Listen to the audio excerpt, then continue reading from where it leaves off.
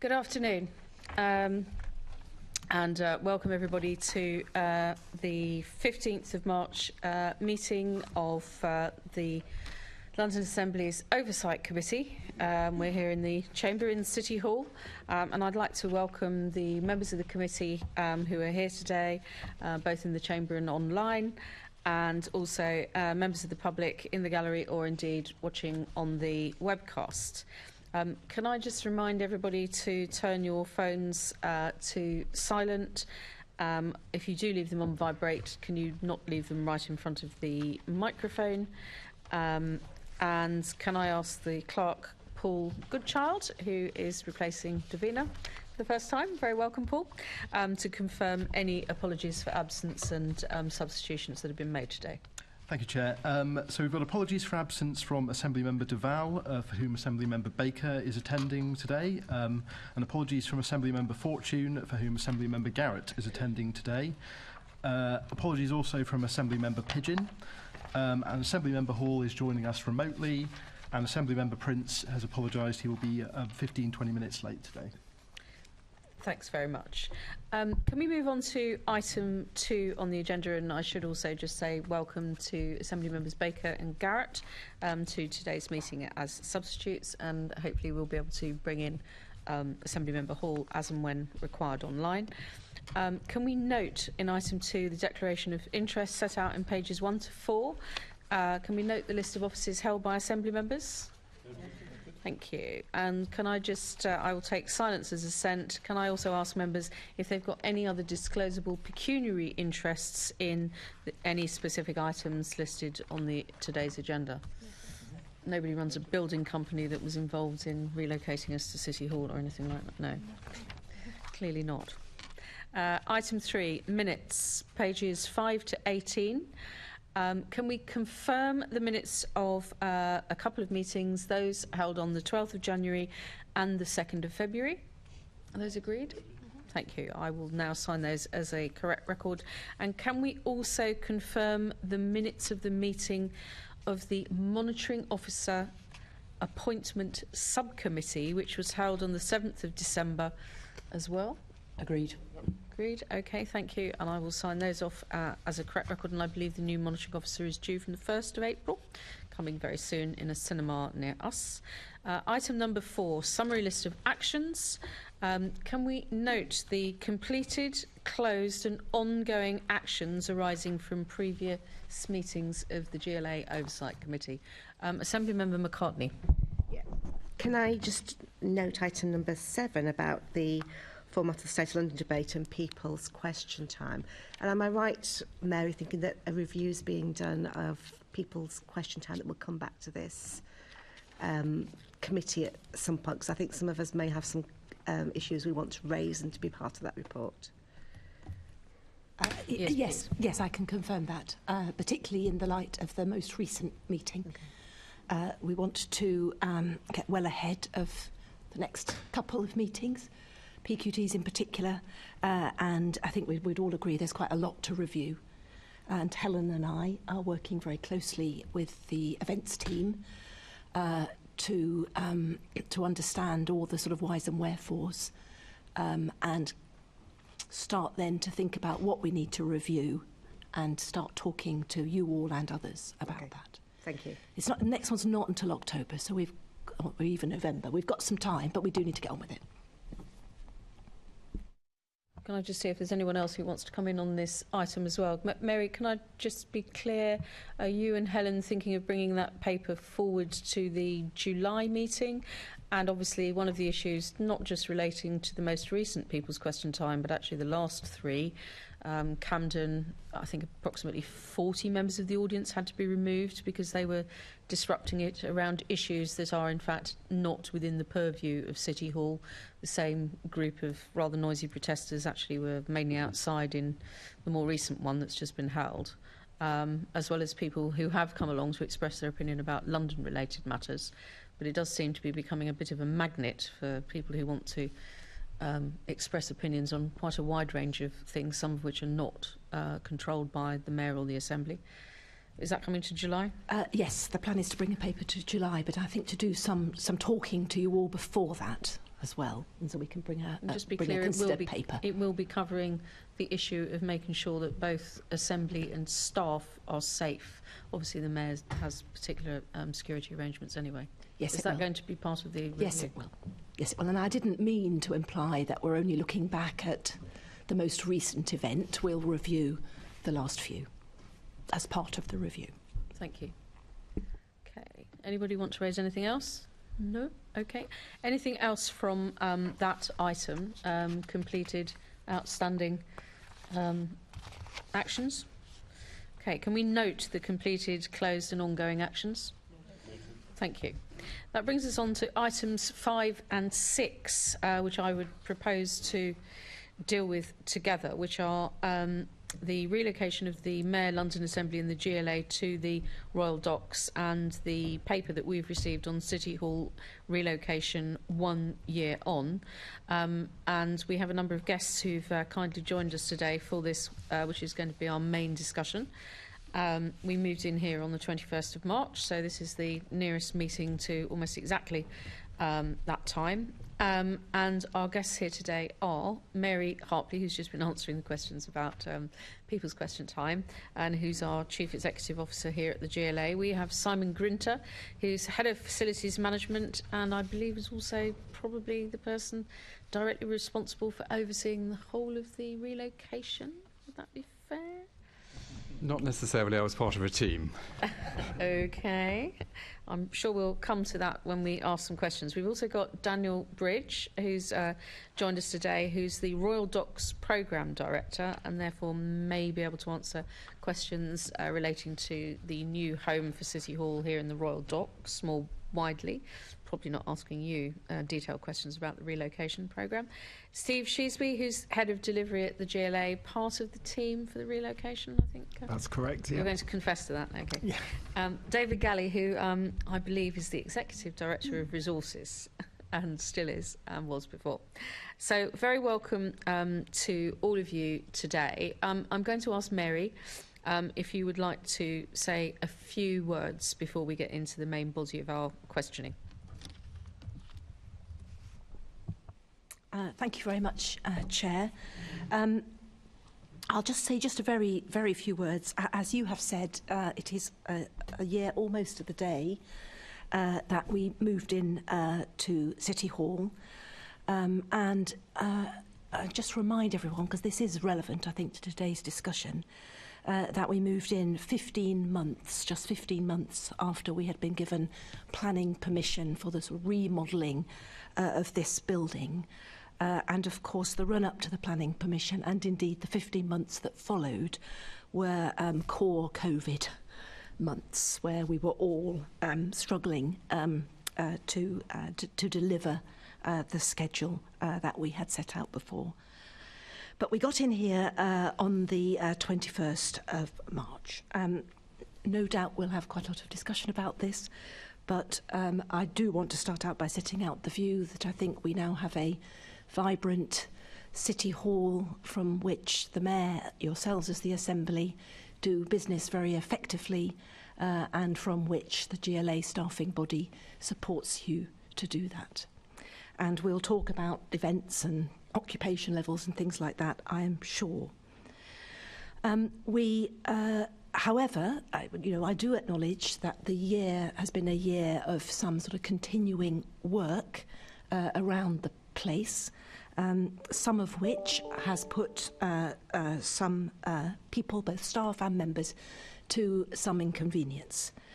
But we are almost at the very end of that. I think we will come back to that as well, no doubt. It has taken us longer than we had expected to get all the bits finished. There's still some snagging still going on, but no doubt we'll come into the detail of that. But all in all, we're in. On the GLA side, we had a budget of 17.5 million to achieve the relocation. We have come in at 1.2 million over that. Those are 5-year figures. So that means we've got a 5-year saving on the GLA side of 46 million as opposed to the 47 million that we said we would have when we embarked on all of this. So we've dropped £200,000 a year on the savings projections across the 5 years. But the other thing I do want to say in opening is that, of course, we did all the savings projections on just a 5-year basis. This now is our home. We have a lease here for 25 years. We have a lease at the end of 25 years, which we already know we can renew. We have sort of fundamentally reduced the cost base of City Hall when it comes to accommodation. And, you know, that's what we set out to do. We will no doubt talk about the work of our landlord, GLAP, because it's actually not the GLA's building, it's GLAP's building. And you can see in the paper as well, they've been a really, really important part of getting us here and will stay a huge part, particularly of Simon's life going forward.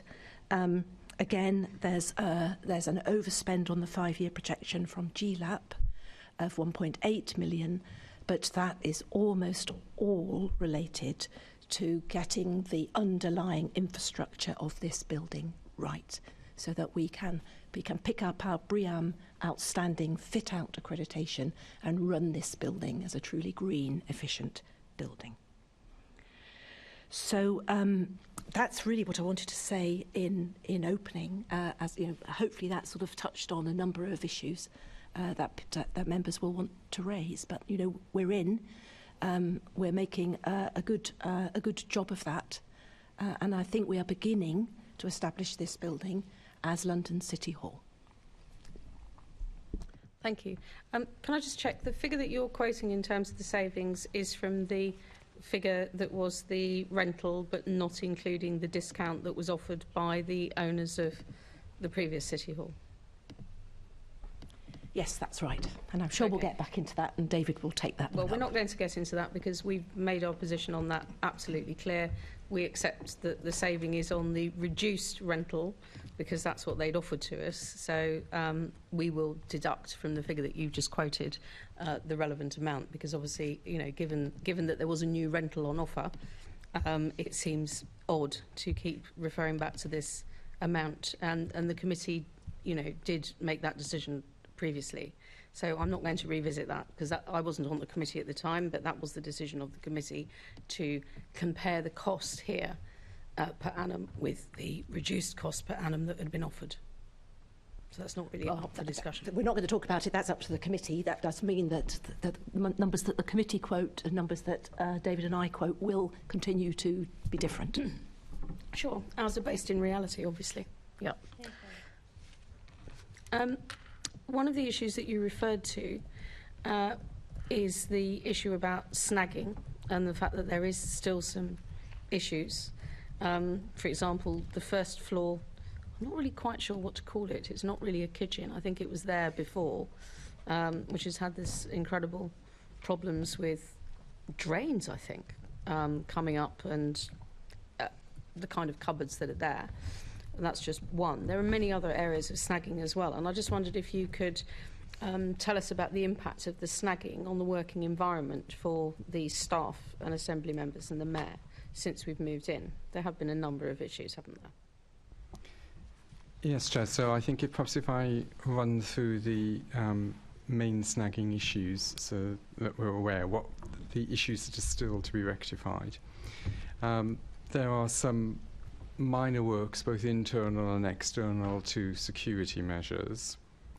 There are some works to a particular set of doors in the co-working area, which enables both machinery and events materials to be loaded into the building. If Assembly Member Pidgeon were here, she would mention that there are still works to be done to the frame of the door in the Liberal Democrat office. There are some fixes to hairline cracks in the living room floor. There's a replacement of the microphone system in the living room. There are works to heating and cooling controls. And there are some finishing works to external buildings. Now, those are the current ongoing snagging works. I'd just like to inform the committee that the defects liability period doesn't end until December this year, so we will be aware that other snags will appear over time.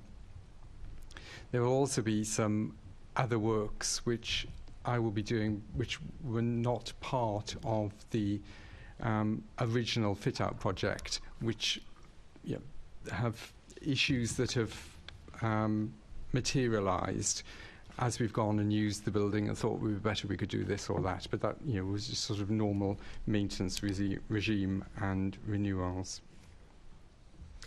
I mean, you just mentioned the security issues. I was going to ask generally if you feel that there is action that is required to specifically improve the working environment for any teams of staff. And I do feel that for the security staff, it has been, quite a trial for them. Certainly when we first came in and they were standing in an area where there was literally no heating at all while we were in it. It was very cold the first couple of meetings we had in here. But I think it has been quite difficult for them. And also security, we were just talking about that in relation to other events, is obviously paramount at the moment. Do we have a date for when the security issues are all going to be resolved?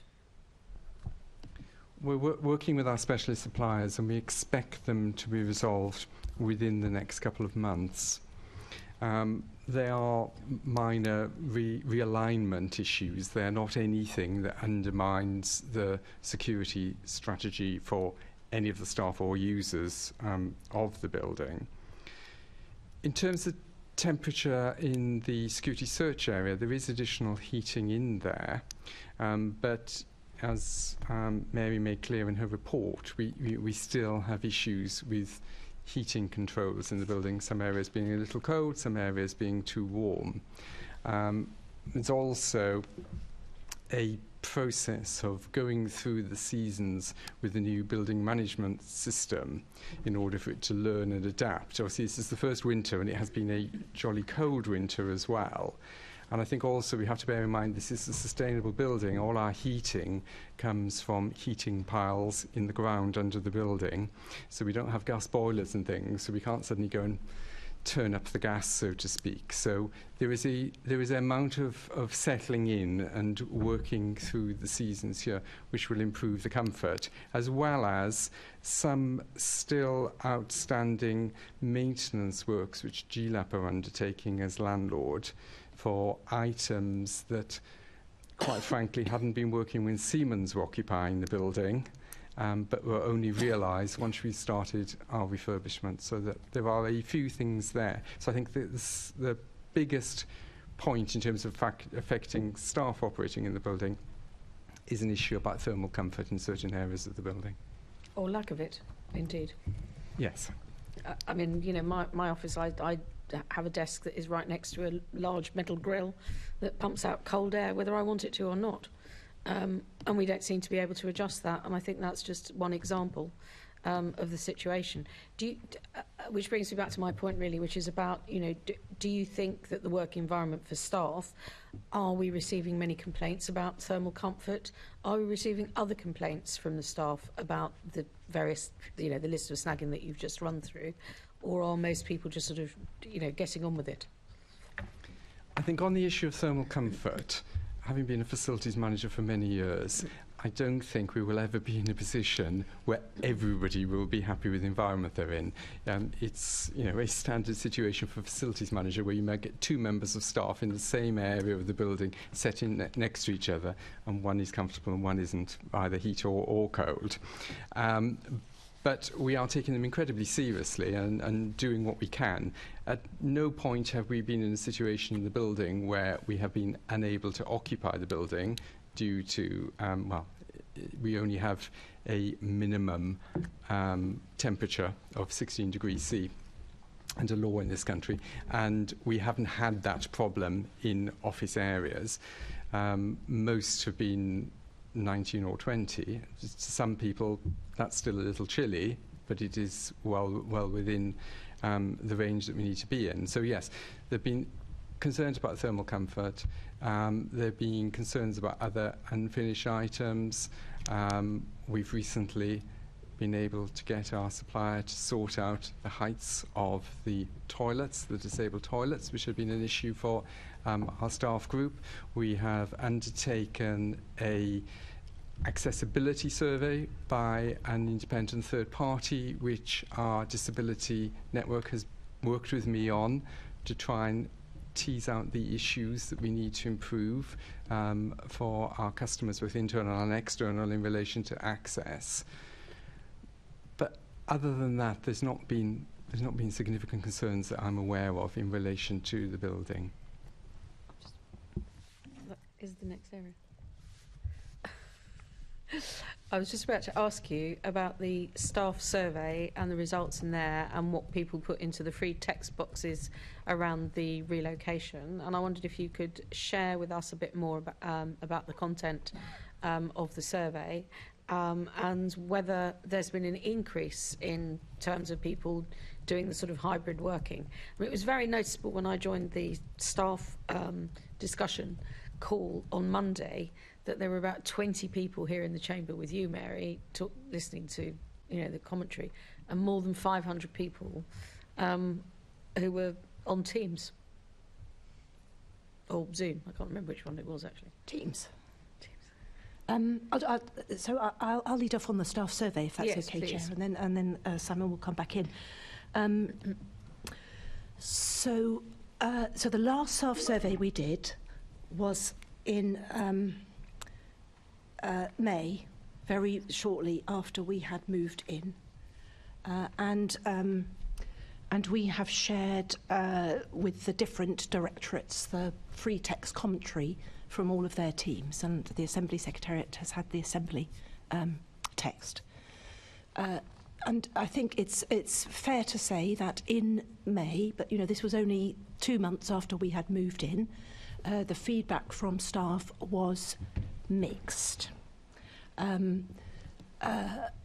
There was still a lot of positive feedback about hybrid working. Actually, I reviewed the stuff just last night, and lots are still, even in May, lots of hybrid working. Some concerns from some teams about the new commute that people were facing, because of course, remember, we hadn't been in, we'd been in Union Street for the months before. Quite a lot of concern from people about whether or not there was going to be enough space in reduced workplace. Quite a lot of concern about, I think, just the infrastructure and support that was going to be available to them. There was also some feedback on, people just worried about workloads more generally, worried about some of the support they had as staff, which is more general feedback. So it was a mixed set of feedback in May 22. We haven't actually had a staff survey since then, so we traditionally here do a full staff survey every 2 years. But we are talking, particularly related to some of our other work, not least around equality, diversity and inclusion. We are going to have some much more regular pulse staff surveys, starting, I think, actually quite shortly. And I will include in that the questions about the building. So yes, it was very mixed, and there were people who were not happy about finding themselves in the new building. And of course, if you think about it too, we'd moved out of Old City Hall in the December, late November. Very few people had been in City Hall for months before that because of COVID. And then we had the interim period in Union Street. And then, we had this stop-start, are we moving in, are we not moving in? And all of that was very unsettling for everybody. And I think as you see that reflected in the May survey, I will say that I'm confident that there'll be much more of a positive view of our working environment, both here in City Hall and in Union Street, when we survey staff next. And I will be proved right or wrong by the survey. Okay. So you're talking about there being another staff survey done perhaps roughly a year after the one that was conducted last May that will ask some further questions about how people feel about settling into the new building. Yes. Okay, I think that would be something that we would be Yes. keen to have a look at. In terms of the approach to hybrid working and the anchor points across the building, is that the correct approach for the GLA staff? Is that working, would you say, now? People adjusting to it? I'll ask Simon if there's more detail. So I think people are adjusting to it. I think that's probably the good language to use. I mean, of course, that operates both here and in Union Street. As you know, we monitor occupancy very closely. We've got a group of senior officers at the moment from the senior leadership team, specifically looking at how are we doing on hybrid working at the moment, and how do we need to think about continuously improving it. You're not on that group, Dan, are you? But Simon's on that group, so Simon could talk to that on that group. And that is about making sure that going forward, the technology keeps up. We have truly inclusive meetings when we've got some people in and some people online. Some people are better at chairing those inclusively than others.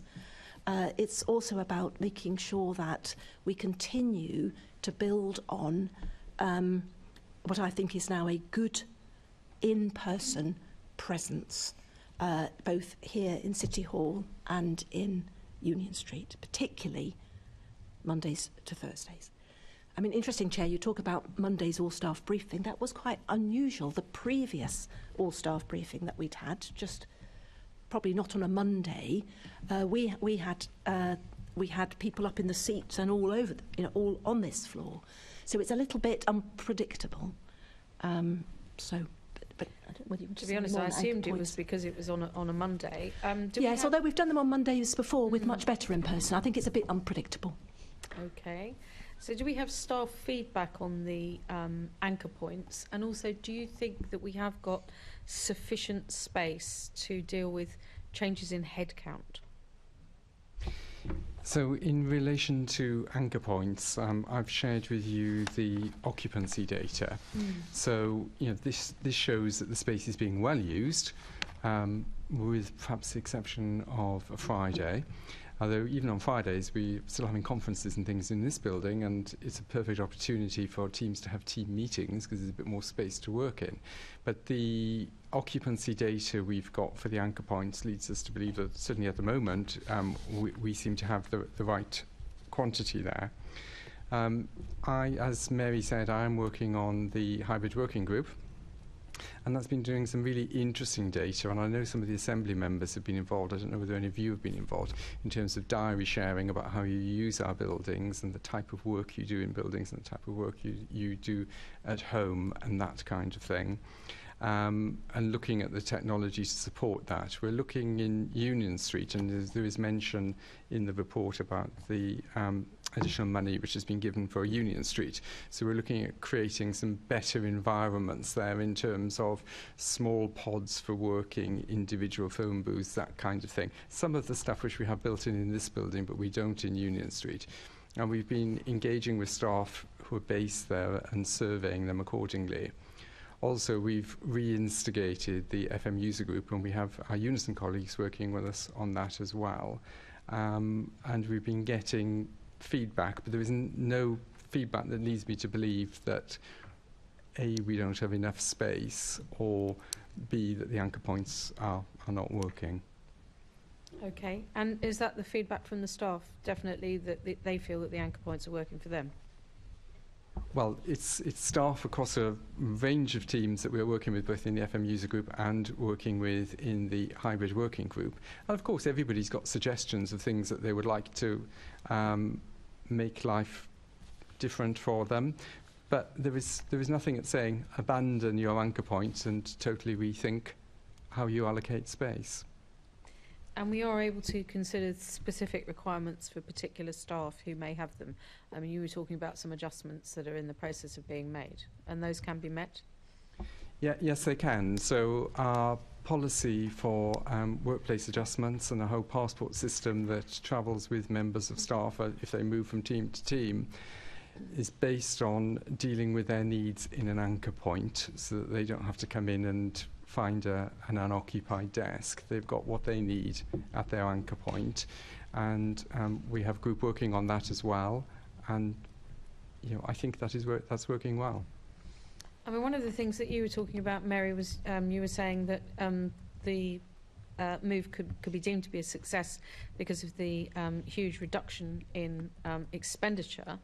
But do you think that's the best metric for measuring whether or not the move from Old City Hall to New City Hall is a success going forward? I mean, surely it has to also be about whether or not it's meeting the needs of staff. And for example, Simon just talked about pods and having more pods. We have very few meeting rooms, for example, on the first floor. I don't really know much about the second floor because I've only visited it once so far since I've been here, and that was when I had a conducted tour, and I discovered there are quite a lot more smaller rooms up there, but I've got no idea if I'm allowed to book them because they're not on my floor. Do you actually feel that there are other metrics that we need to be looking at in detail as well as the financial issues? So we said at the beginning, didn't we, that clearly savings was a very important driver of the move, and is a very important metric of our initial success to get across to the Royal Docks. We were very clear that we were coming into the borough of Newham to contribute to growing the economy here, and no doubt you'll have some questions for Dan on that later. We also said we would look at making sure that we did establish City Hall as an events venue, as the meeting venue clearly, but also as the place that Londoners would come to see the Assembly in action in person, and to join in a whole series of other events. And I think we have achieved that as well. We know, so the last staff survey we undertook in Old City Hall delivered us terrible results on what our staff thought of their workplace environment. So, we just need to remember that as well. And so, part of what we will be comparing when we ask people now we've settled in how they feel is with those last results in City Hall, because people were deeply unhappy with their working environment. And so that we must remember the context here as well. But I do, of course we need to continue to worry about and monitor the experience of all of us who use this building, whether yourselves as Assembly members, whether it's the Mayor, whether it's the staffing body, whether it's visitors. And Simon now, as guardian of this building, or our tenancy of this building, will do that routinely. So we're going to move on to ask about visitors and events and that sort of thing shortly. And I think some of the figures that we've been issued with and looked at before today's meeting don't currently show that this is a place that Londoners are flocking to in comparison to the previous City Hall. Perhaps it still needs to establish itself on the map, but certainly visitor figures are down, I think, broadly speaking, but we will come back to that. But I just wanted to ask a point about the functionality of the chamber for members and stakeholders in the public, and then Assembly Member Russell wanted to ask a very specific question around journalists and their facilities.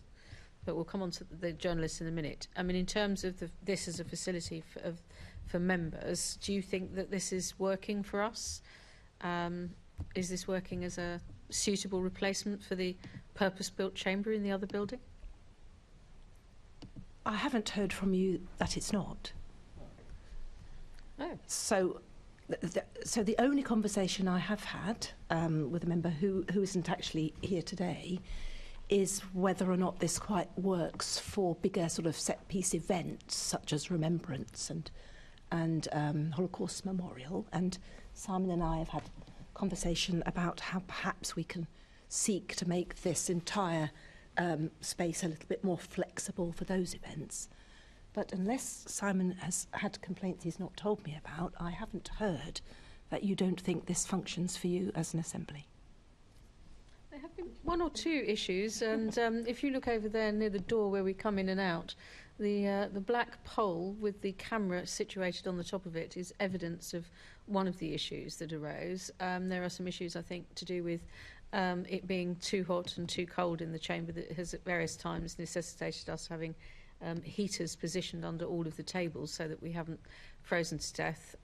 Just to be careful today, I brought my coat into the chamber just in case I got very cold. So far I haven't had to put that on, but I'm wearing a number of layers to try and make sure that's not a problem. But, you know, perhaps it's just me. Perhaps all the other members are finding that there are no problems and issues about thermal comfort or other issues. And I'll move on to Assembly Member Russell. And there are a couple of other people who wanted to come in on this section as well. So, but we'll start with Assembly Member Russell first. Yes, I actually find the chamber works. I mean, obviously we've had issues with cameras, but you know, those are snagging issues that have been fixed. So I wouldn't want. Yeah, I think, you know, from the Green Group, our experience of using the chamber is working for us. Although it is a bit tight if you have to get past the chair to get out of the room. But the issue that I wanted to raise was the issue of journalists and journalists who come here to, you know, they are bothering to come here to City Hall to report on our meetings, and we are seeing journalists hanging out in the cafe and talking to Assembly members after meetings. So, you know, the kind of the being sort of not in such a central location doesn't seem to be entirely preventing people coming here to report on what happens here. But there are some sort of practicalities like having plug sockets. There was one journalist who stayed for the whole of the 5 or 6 hours of the budget meeting, and by the end had to resort to using shorthand because he had no phone battery, no laptop battery left.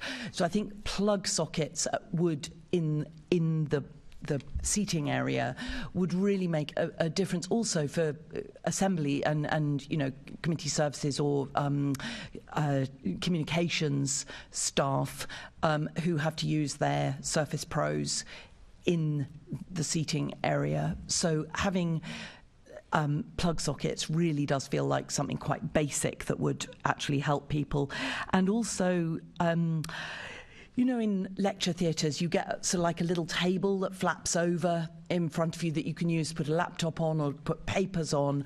Given that the function of the audience space is for people who are working in the building, whether they're GLA staff or whether they're you know, communications staff or whether they're journalists, having some means of being able to work in that space, so with a little table that flaps down or something, would actually make a big difference to the functionality of it. And so I'm really just wondering what the sort of scope is on retrofitting that. And I believe it may be that that's caught up in the sort of snagging process that you have to come to an end to, but it would be useful to understand what the timescale is. Yes, certainly. Earlier on when I was talking about snagging, I was also mentioned that there are a range of things that I want to do as a result of feedback to make life easier for everybody in the building. Plug sockets is most definitely one of those and is on the list. So we are looking to be able to put power in the public seating area, which is easily accessible. Also, you may recall that there are parts of the building that were not refurbished. If things were satisfactory, we left them as they were in terms of the refurbishment. The cafe is one of those areas. And also, I have a plan to do a light touch refurbishment of the cafe, and one of the things associated with that is extra charging points as well. Do you have a timescale on that? Probably within the next 6 months. The issue, as you mentioned, is I have to get other people's contractors out of the way and get things signed off before I start making adjustments to systems. But certainly it's something we're currently seeking prices for at the moment. So you say the initial contractors, how much longer have they got the sort of the building for, and then at what point are you able to bring in your contractors to start on these improvements that will make a big difference to the way we use the building. Yeah. I'm hoping for not very much longer, and there will be certain aspects of their work that I will be taking over and completing, because they have gone on too long, and under the contract we have provision to do that. So I will keep you up to date with timescales, certainly, on those works. On the table adjustments for the public seating, I think that's an excellent idea, and I will be engaging with the manufacturer of the seating to see what can be done. So thank you very much for that suggestion, and I will come back to you and let you know once I've had a discussion with them as to what we think we can achieve with the current seating. Thank you. I've had indications previously from Assemblymember Garrett and Assemblymember Hall, and now from Assemblymember Prince. So I'm going to bring in Assemblymember Garrett at this point. Thank you.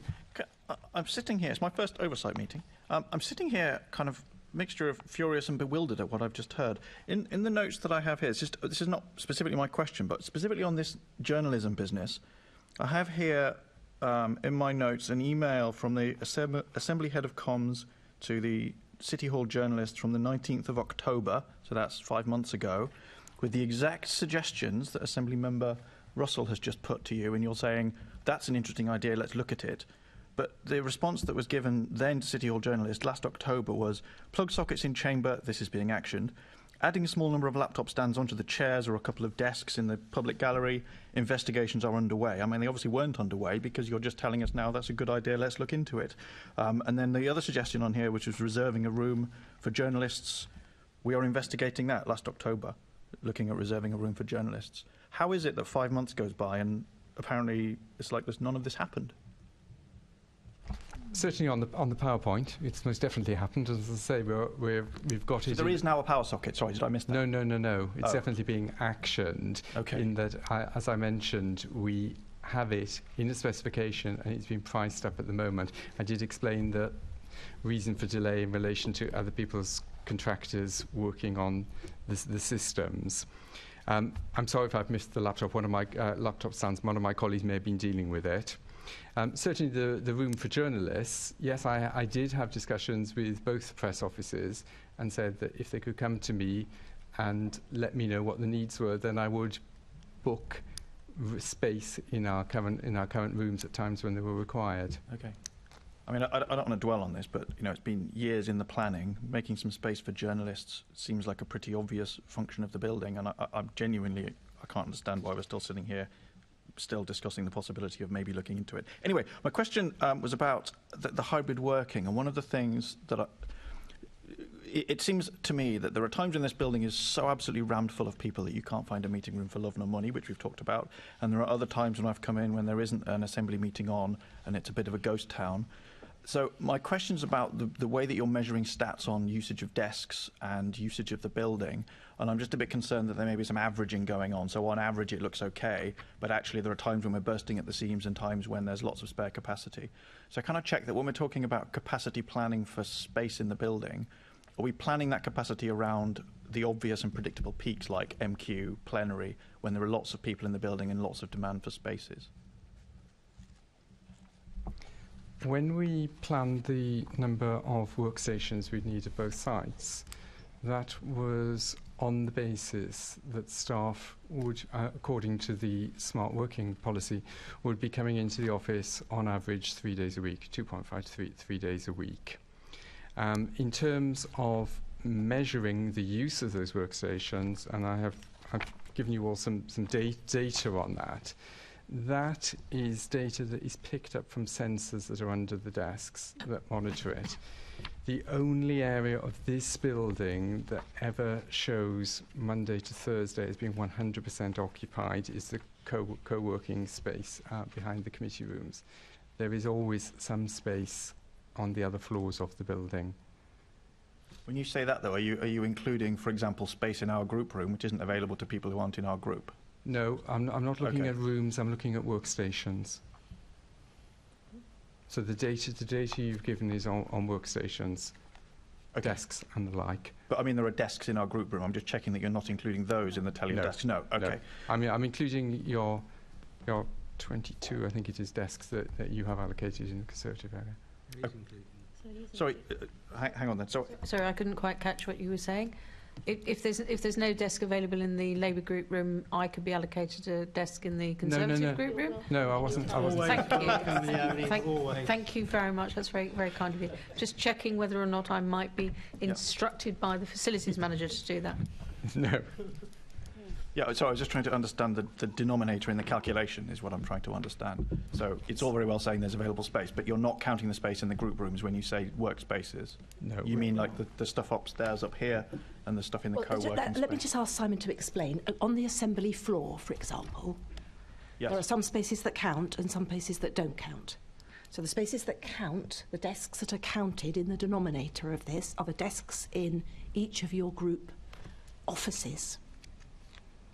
But yes, because they're desks ready to be occupied. Okay. But not in your meeting rooms. No, they're different spaces. Okay, no, I understand that. So actually then, I think the concern that I had is valid. So in your calculation where you're saying there's space, some of that space might be, desks, as you say, there's about 24 in the Conservative group room, smaller number in the Greens and the Lib Dems group rooms, slightly more in the Labour group room. I don't mean the meeting room, I mean the desk spaces. You're counting the desk spaces in the political group areas as part of the denominator in the calculation when you say there's lots of space. Well, so we have got... That's okay. So we have got a certain number of desks in the building. Yes. We've provided for you occupation levels at each part of the building and each part of each day of the week. So the occupancy levels, say, for the assembly, which I won't read out, unless you want me to, are, if it says sort of 40% on Wednesday, it means 40% of the desks in your group offices are occupied. That's what it means. I don't know how else you expect us to do. Perhaps my question then isn't clear. I'm not asking on my own behalf, because I think the political groups do all right for desk space. I've never come into this building and not been able to get a desk. In fact, I have my favourite desk that I pretty much always get. What I'm concerned about is the people not in the political groups, the other staff in this building, most of the staff in this building, and I'm just concerned that there's a message going to staff, oh, don't worry, there's lots of space in the building and some of it is in group rooms. No? If I could just say, on the data I've given you, it's broken down by area. So there's a column for Assembly, a column for the Mayor's office, a column for the co-working area where I sit, which is behind the committee rooms, all the second floor anchor points, and then I've also given you the ground floor and the first floor of Union Street. So it is quite clearly broken down day by day, area by area, and there is never a day where there's 100% across all those areas. Okay, I'm just a bit concerned that the political rooms are in the aggregate, but I think perhaps I've spent enough time on this. Thank you, Chair. Okay. Next, I'm going to bring in Assembly Member Hall, who I hope can hear me.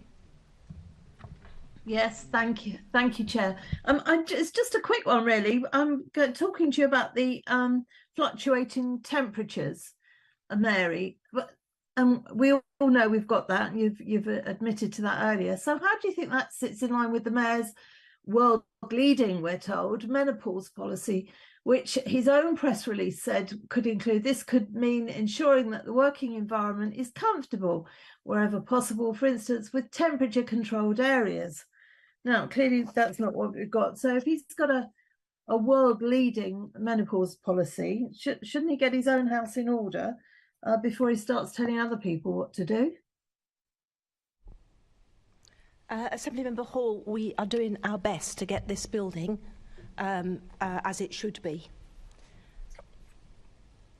And you've been, I think lots of us would say you may be doing your best. We all, and it's the only time I've ever seen every single assembly member, bar one, agree wholeheartedly with each other that we didn't actually want to be there for very, very many reasons. And a year on, and we're still putting up with defects in the building, and it's a much, much, much smaller building than the one before. But we'll go through other things later. But I would urge you to look at the Mayor's policies. If he's not fulfilling his policies in his own building, that's a pretty poor show, wouldn't you think?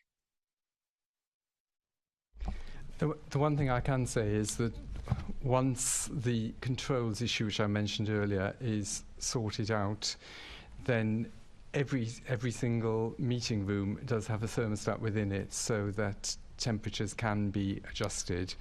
At the moment, they're not working as they should, which is obviously not the year acceptable. on, Simon, is a year on, and the issues with the kitchen, we were told were resolved, and that lasted all of a couple of weeks. So you can understand why we're a bit fed up with all this.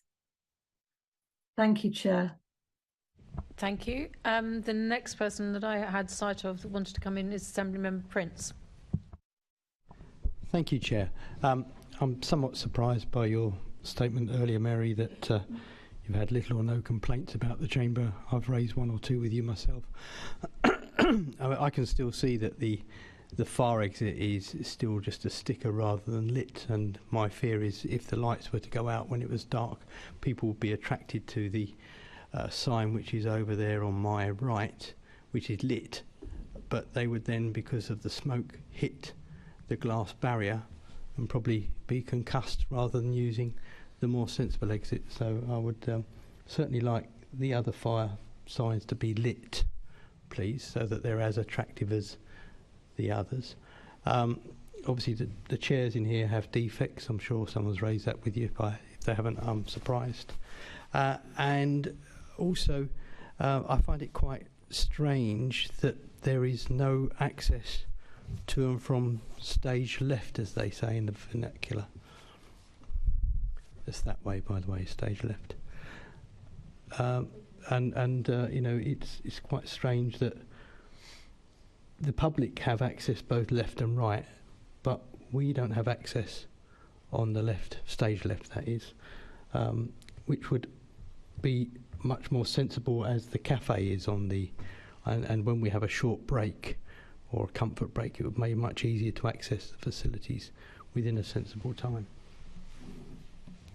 Simon will come back on that particular point and on the fire exit point. I just wanted to say, of course, I acknowledge and know that there have been settling in issues in the chamber.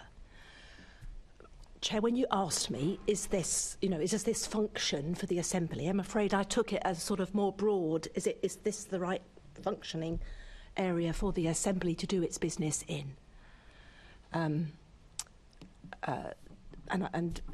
you know, I think that once we get these little final bits sorted out, it will be. That's what I really meant. I don't see the Assembly being unable to do its business in this chamber, and I definitely see the Assembly looking very good in broadcasts from this chamber. So I was sort of beyond where we are now, thinking about this as the place for the Assembly longer term. But Simon's going to come in on fire exits and stage left. So first of all, in relation to stage left, one of the principles of designing the chamber was to provide a restricted area so that the public and the members had separate routes in and out of the chamber and didn't meet. So if we were to have an exit over there into the cafe, then we would need yet further lobbies and further security to stop the public wandering in onto the chamber floor accidentally or for other reasons. In terms of fire exit, there's a fire exit behind me here, so there is a way of getting out if needs be from that direction. And your point on the signs not matching and not being lit, I am aware of and is on my list to deal with. Because the signage that you've just alluded to, or the exit route that you've just alluded to, is not lit either. Yes, and I'd say that will be fixed, but I think the other thing we need to be aware of is that we have security presence in the chamber when we have meetings on. They are trained in evacuating people. We do have emergency lighting as well within this space. There are no security staff in the actual chamber. No. They're the other side of the glass. They're the other side of the glass, but they do And my worry is that if there was guests in the building, not ourselves, because we are relatively familiar with the layout of the building, but if there were guests sitting where you are, Simon, and it was thick smoke for whatever reason, so it doesn't matter whether you've got emergency lights on or not, the only signage they would see is that one, which is the other side of the pane glass. And I would argue that that is dangerous, because in making their way to that on their hands and knees, as you would do in a smoke-filled room, you'd be concussed against the glass. And I'd like to see the risk assessment, really, on all that. And that signage up there above the door was only put up when I not only complained to the chief officer, but also complained to the fire brigade commissioner. We have a fire risk assessment for the building. I'll be very happy to share it with you. And our security staff, which are based the other side of the glass wall and the other side of this wooden wall here, do have equipped means of access to come in, and evacuating the chamber is something that they're trained to do. Okay, I'm going to move on from this section, and I'm also going to say that we probably need to pick up the pace just a bit, because we've only finished section 1 and we have a couple more areas to go through, and it is now almost an hour since we began. And I'm now going to turn to Assembly Member Best, who's going to start the questions on the success and impact of the relocation. Many thanks, Chair. And I'm really sorry to disappoint, but I just want to bring it back quickly to the point in the response, Mary, to my colleague Assembly Member Hall you made around the menopause temperature, around the temperature control, which we know is very important to the menopause policy. The Mayor recently said in a press release, this is why City Hall is leading the way. And your response today was, we're trying our best. I mean, it's a marked difference, isn't it, between leading the way in the world and we'll try our best, but no, it's not working. It's a big gulf there. Well, I think the Mayor was talking about our policy. We're talking about the reality of this building as we just get these last problems fixed. Sorry, I missed some of that. It wasn't your fault, Mary. Sorry. No, that was Assembly Member Prince, whose smartphone decided to play music or a video or something very. But I do GB think, News, actually. GB News. Even more exciting. I do think it is an important point, though, for underpinning a menopause policy and actually having individual controls near to people. I mean, the point that Simon Grinter made earlier on about, as a facilities manager of many years, standing, people complaining about temperature, thermal comfort, it is a huge issue. Anyone who's managed staff knows that that is the case. And, people will literally fight over the thermostat, and quite often it will be someone who's going through the menopause who is absolutely keen to reduce the temperature to 16 degrees, if not lower, because that's, creates thermal comfort for that person. So if we're unable to provide that in our own building, I think that does undermine our desire to support people who are going through the menopause at work. Now, I don't think that stops the Mayor from raising this as a really important workplace issue, because we do signal very strongly from the Assembly and the Mayor things that we want businesses and Londoners to be aware of and to start to take on board. But I do think we do need to get our own house in order, literally, on this issue. Well, I agree. So we have designed this building to support the menopause policy and a whole load of other very good standards about how you run a workplace and how you run a sustainable building. That's exactly what we have designed this for, as our BREEAM outstanding accreditation sets us up for, and that's how we will, Simon and I and others, will be running the building. We just need to get this control issue sorted out, and to some extent that is out of our own hands, but we are doing our absolute best to get that sorted as soon as we possibly can. Thanks. So we will do that at an undefined and unspecified point in time, at some point in the future. I mean, it's not exactly world leading, but thanks, Mary. On the financing, I wanted to ask what's been the financial impact of the relocation of City Hall? If you wanted to delve into what was the total and final cost of the relocation.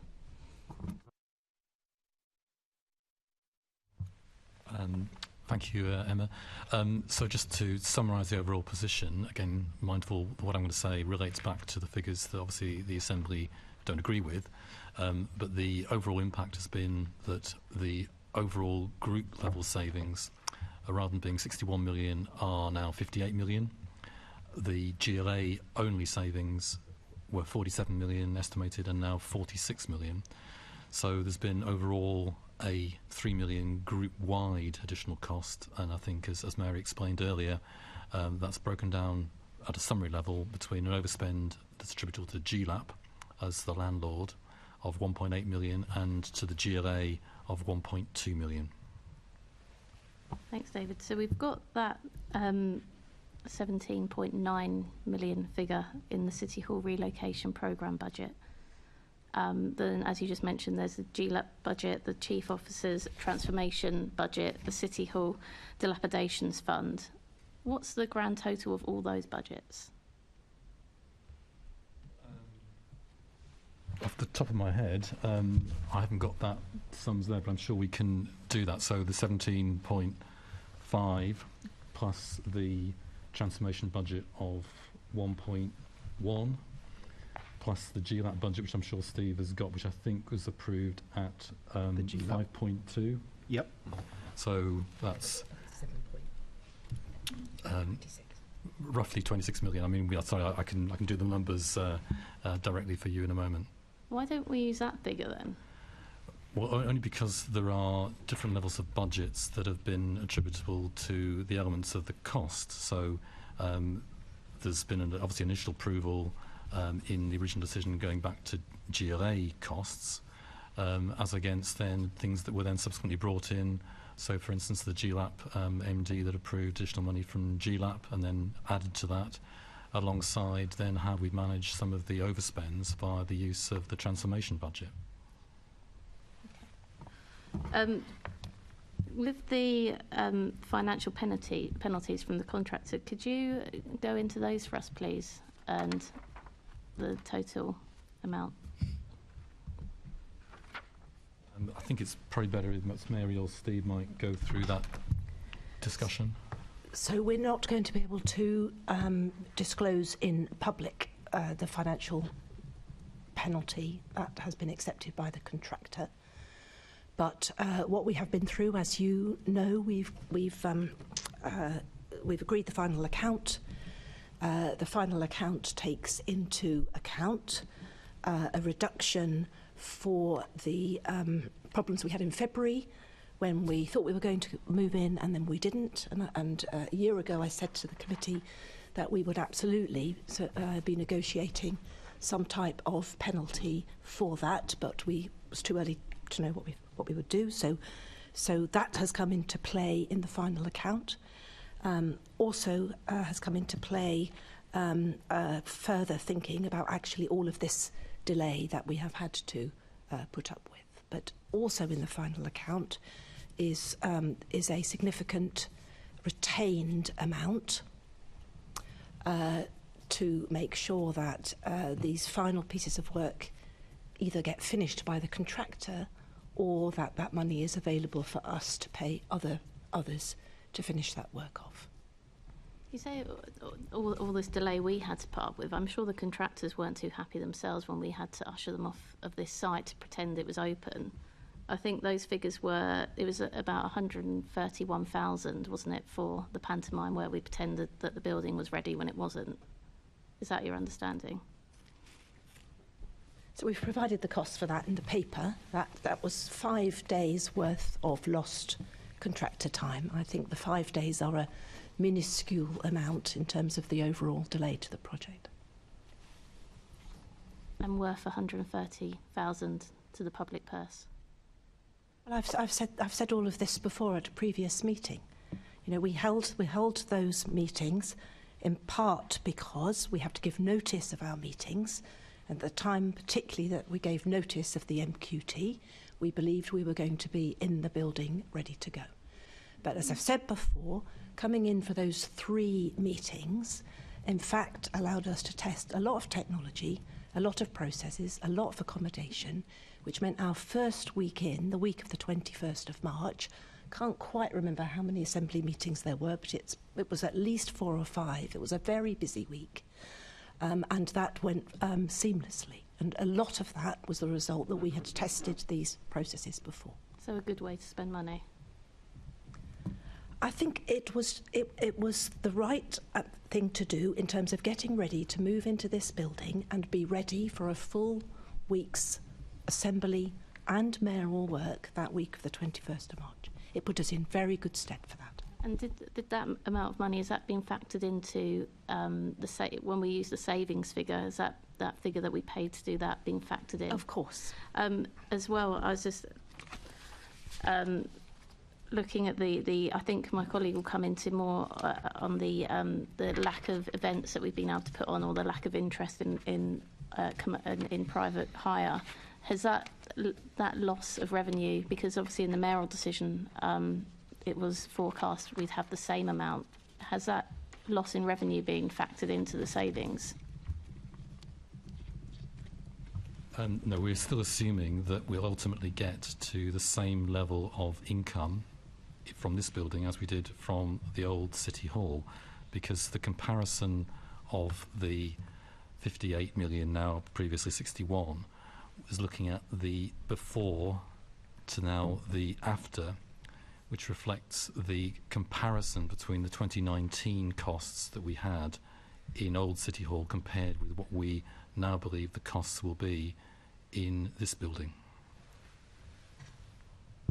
I don't want to delve too much into it, but I just under what information could you keep that forecast where you've had an 83% drop in commercial hiring? Because this is, and a year's already gone. We're looking at a 5-year target. We've lost a year off that. So how can we be forecasting you're going to get the same revenue? How can we not be? Why are we not adapting that savings figure again to bring it down? Because what we're doing is we're obviously not reflecting the fact that there are different changed circumstances that have arisen. So, for instance, the much higher energy costs that we're now incurring because of what's happened with the energy markets over the last couple of years. You know, that's a change in circumstance that has affected our real actual costs of inhabiting this building as against the comparison, which is the driver for the savings number. But do you think we should start reflecting on what the actual savings been, as opposed to talking about these hypothetical figures that don't exist? So, for example, we know the 61 million doesn't exist. We knew that the lease agreement that the mayor's figures are based on doesn't exist, wouldn't have been the lease figure we'd have used. We know now a lot of the forecasts for these savings are incorrect. Should we start using the actual figures so people know what the true saving of being here is? There are two things going on here. There's a comparison of the before and after, which is the 58 million, and then we obviously have the budgets that have been agreed for the GLA mayor, which reflect our view of the actual costs we are now incurring, which includes different change in circumstances. For instance, as I say, the energy costs that were much higher than we'd anticipated. So there are two separate things we are comparing here. It's important that that's recognised. But, I mean, when we come to the Oversight Committee to talk about the move 1 year on, I think we should be talking about the facts. Well, just to reiterate, there are two sets of facts here. There's the facts of the comparison of the savings that we have made by moving to this building, and then there's the budgets that are then being set that reflect the different new circumstances that we now face in 23-24 compared with 2019-20, the last full year we were in Old City Hall. And the reality of those budgets is we're £9.2 million, like for like, cheaper in this building per year than we were in Old City Hall. That's what you see in the budgets now going forward. 9.2 million, and that's included in with reflecting the actual lease agreement that we would have had? No. Okay, so it's not actually correct. Well, it is. It's actually what we used to pay and what we're now paying. Those are two... Yeah, but the Chair doesn't want... I respect the Chair's view that we shouldn't talk about that today if we can't agree.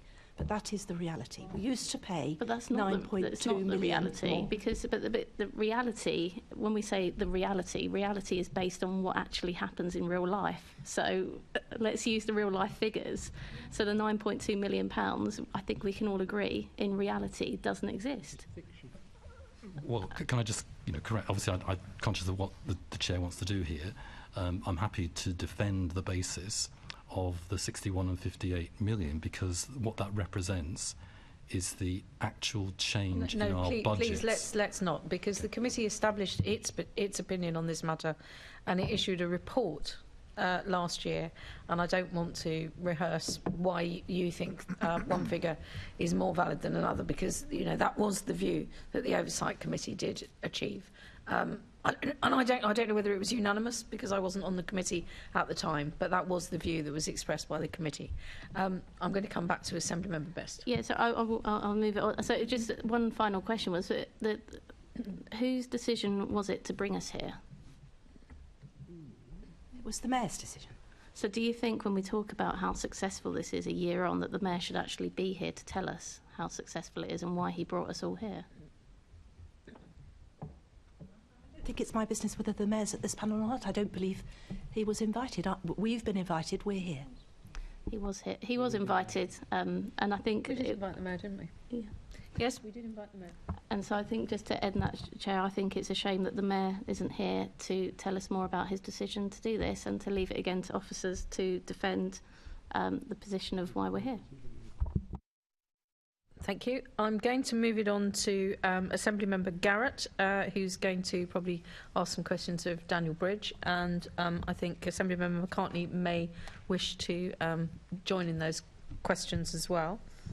Hello, yeah, we've said quite a lot about the inside of the building, and just to add, although I'm not a member of this committee, I do agree with the committee's report on the basis on which we calculate savings, which seem to me obvious. But looking outside of the building, we've got obviously the docklands here. So just as a sort of opener, Daniel, what's in your view the impact been on the sort of docklands area here of City Hall relocating here? So I think members have had the benefit of seeing the initial economic evaluation that we commissioned to see what the tangible benefits were since we've relocated. And I think you'll see that it defines those in three different ways. So it talks about the building and how there's been transformational use of the building. Some of the stuff has been rehearsed today about how it is now much better used than it was when we occupied it before the relocation. There's the second set of impacts, which is about the immediate tangible impacts of the area around City Hall. So that's probably the areas which lots of us will frequent, the gardens outside and the local shops and hotels and things.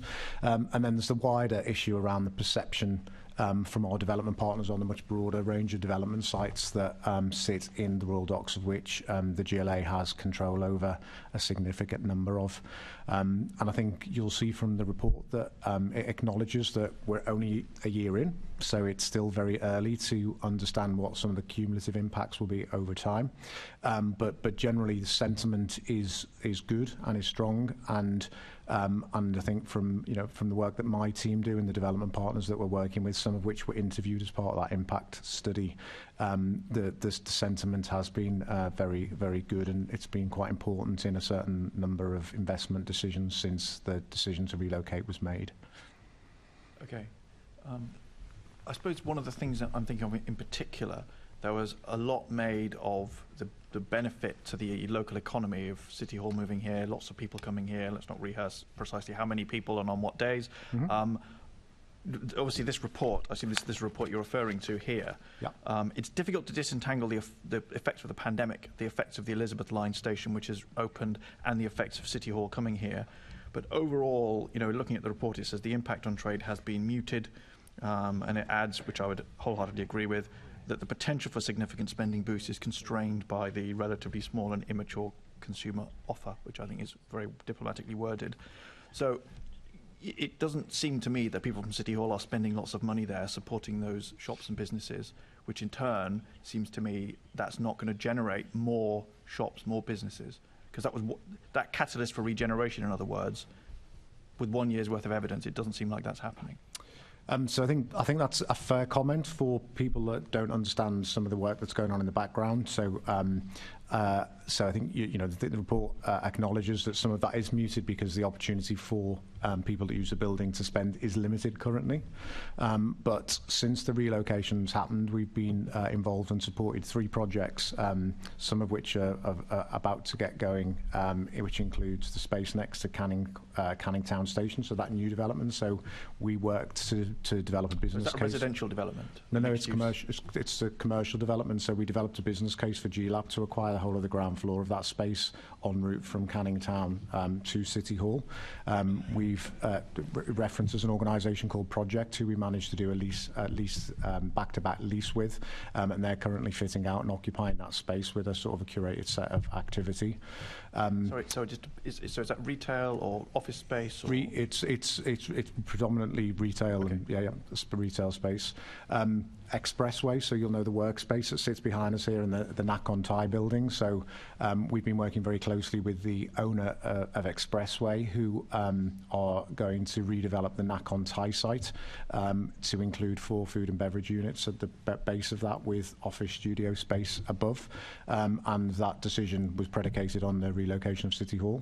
And some of you will know the building that's adjacent to Royal Victoria Dock DLR station, which is the black building, which is known as the Pump House building, which has been vacant for several years, actually, since the residential development was built. And again, Project, who we work quite closely with, have now taken a lease on that building and are looking to open that building in June, and again with intentions to have food and beverage offer on the ground floor.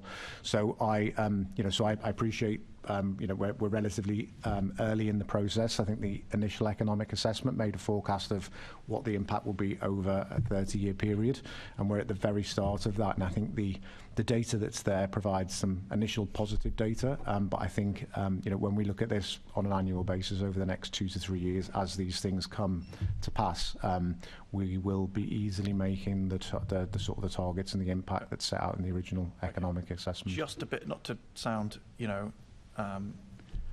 Mr. Buzzkill, but there's a lot of jam tomorrow there, and when I look at the jam that we have in these charts, it's a bit thinly spread. So the initial assessments, which I think I'm right in saying this committee, which I say I'm not on, I think we're sceptical of.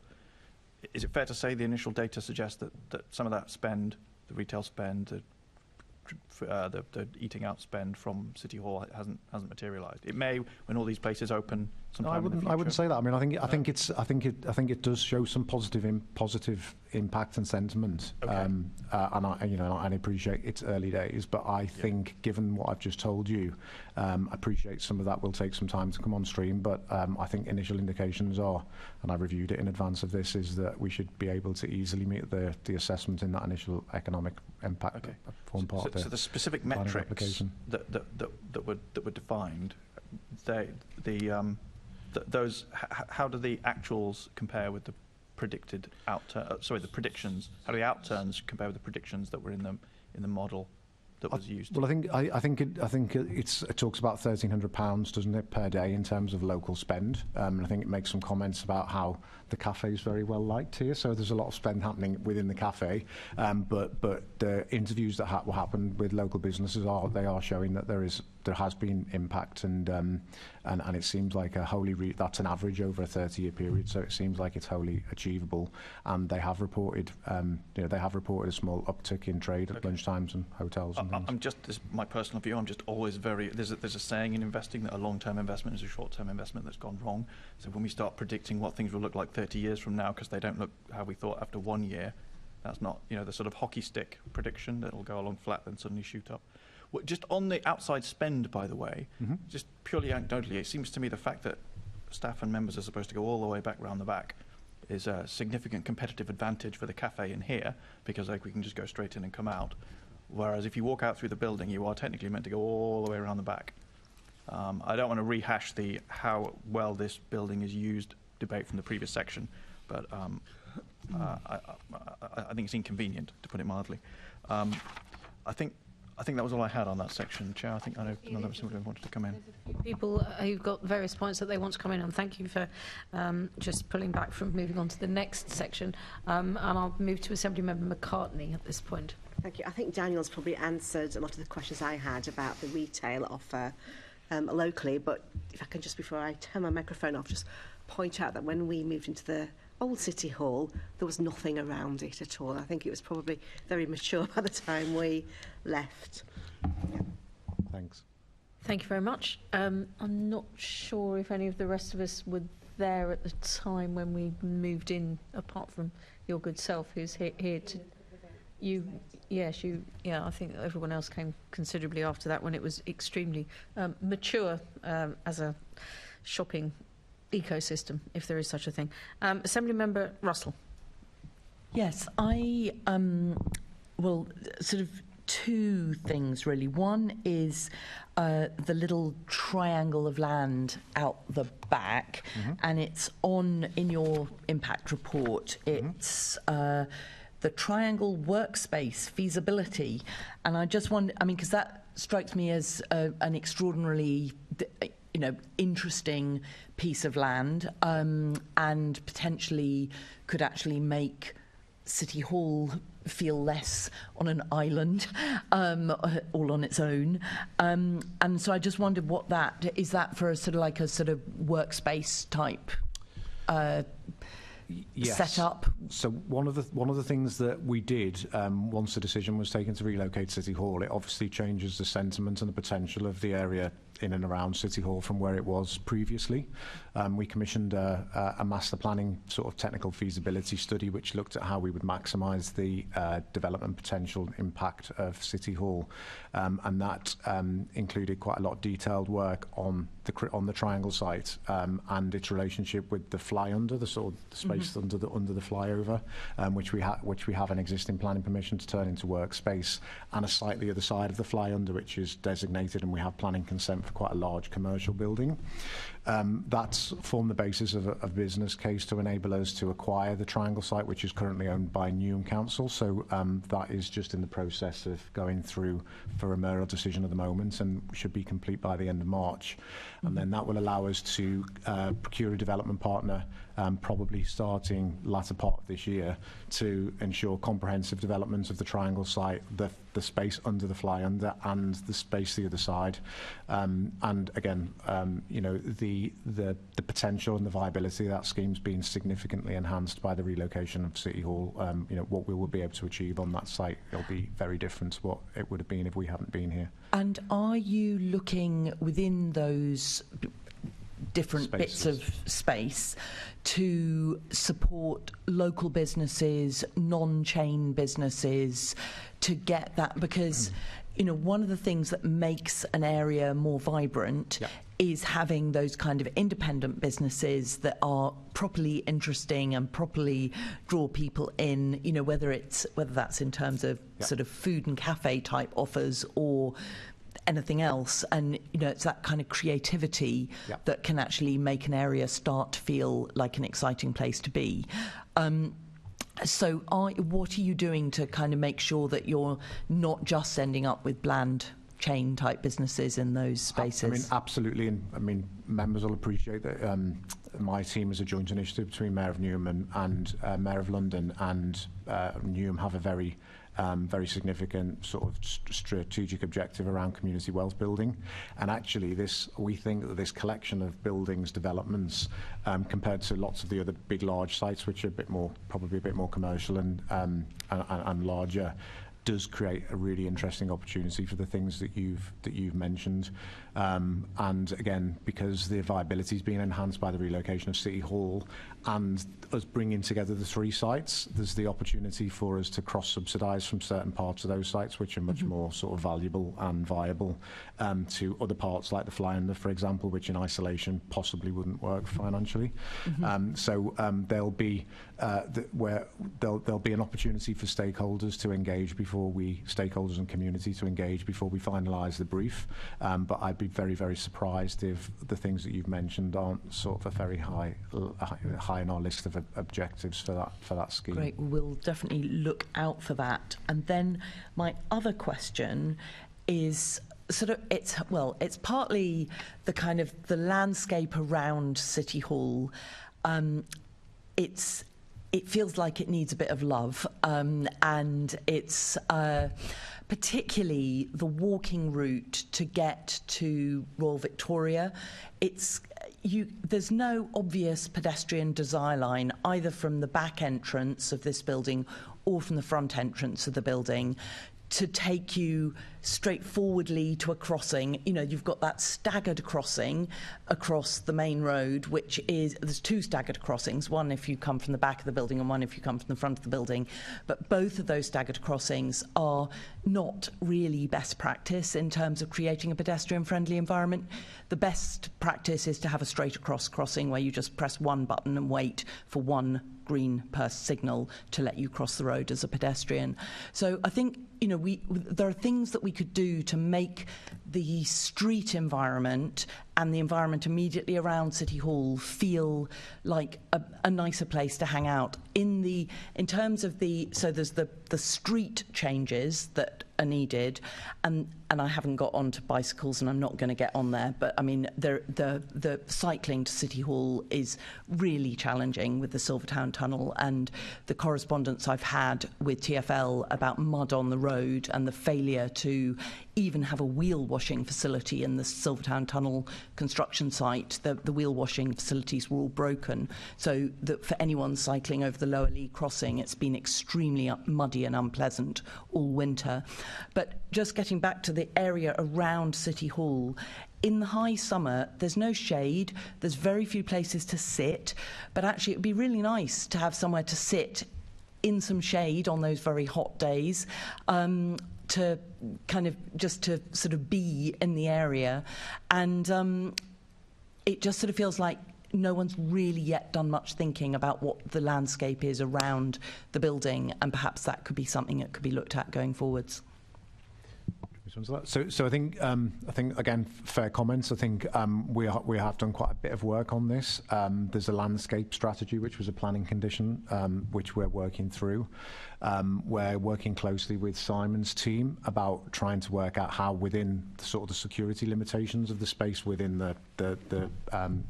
the hostile vehicle barrier movements, that we can maximise the sort of potential and use of that space during the summer. And we've got a series of events. People remember Kids Summer Splash, but we're also looking at other things that will happen on the cobbled area in front of Expressway. And then just finally on the bit about the roadway. So that was designed, there is a design in place for that piece of roadway here that between us and Royal Victoria, which was part of the original Royal Docks corridor works, which the Mayor approved funding for and which are currently underway on the main part of the corridor. Unfortunately, we've not yet been able to identify funding for that particular element of it, but the design is in place, and we're watching and looking for potential funding sources to be able to do that, and we'd ideally like to bring that into to the works that are happening on the remainder of the Royal Docks corridor piece.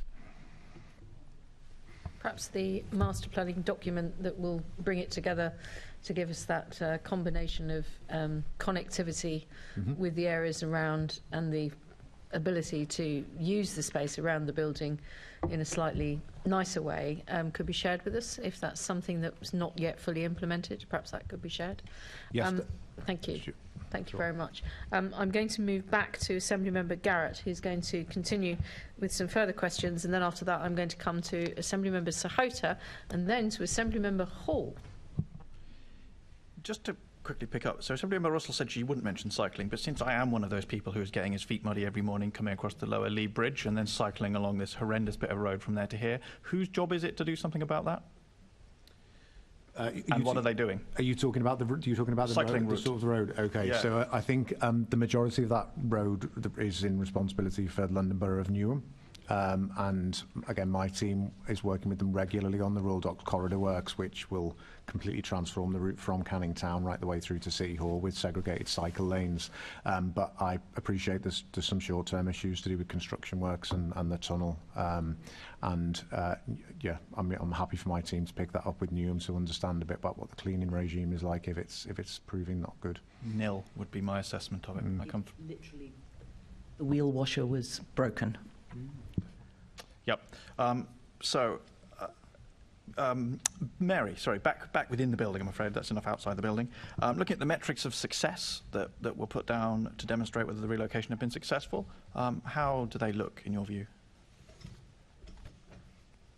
Well, we've looked at two in detail. One is footfall into the building and one is events that have been held, both numbers of events and income generating events. And I'm going to ask Simon to talk to both of those.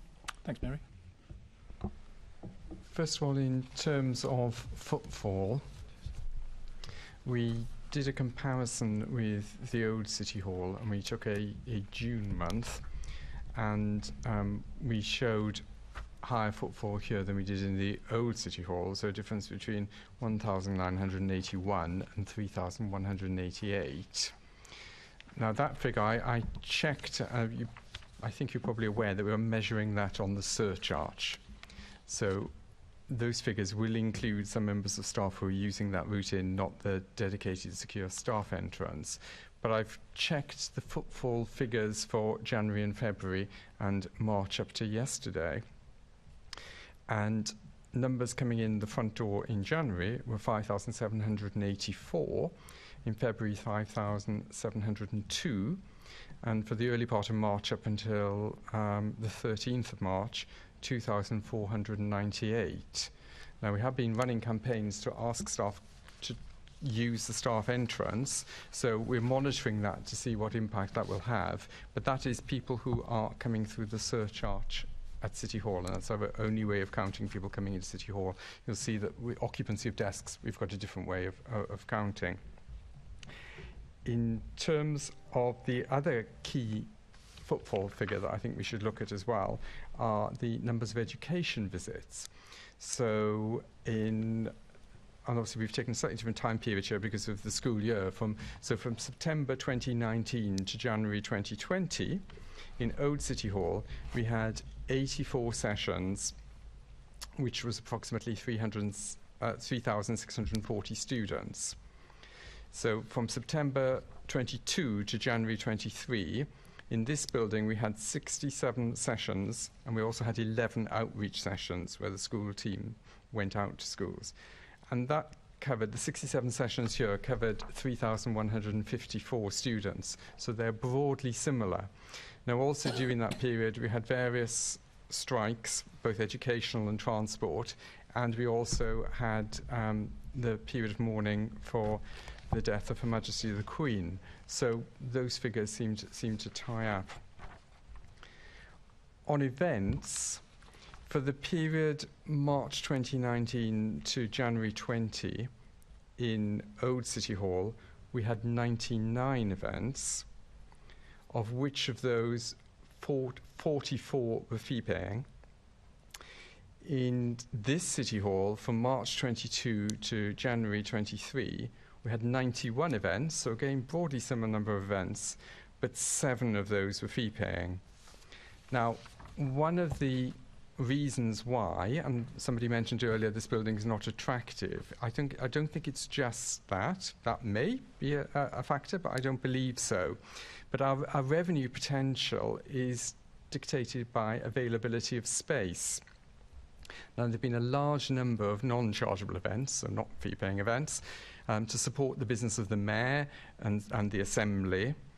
Now, some of that is because of a COVID backlog, because we hadn't had events for a couple of years.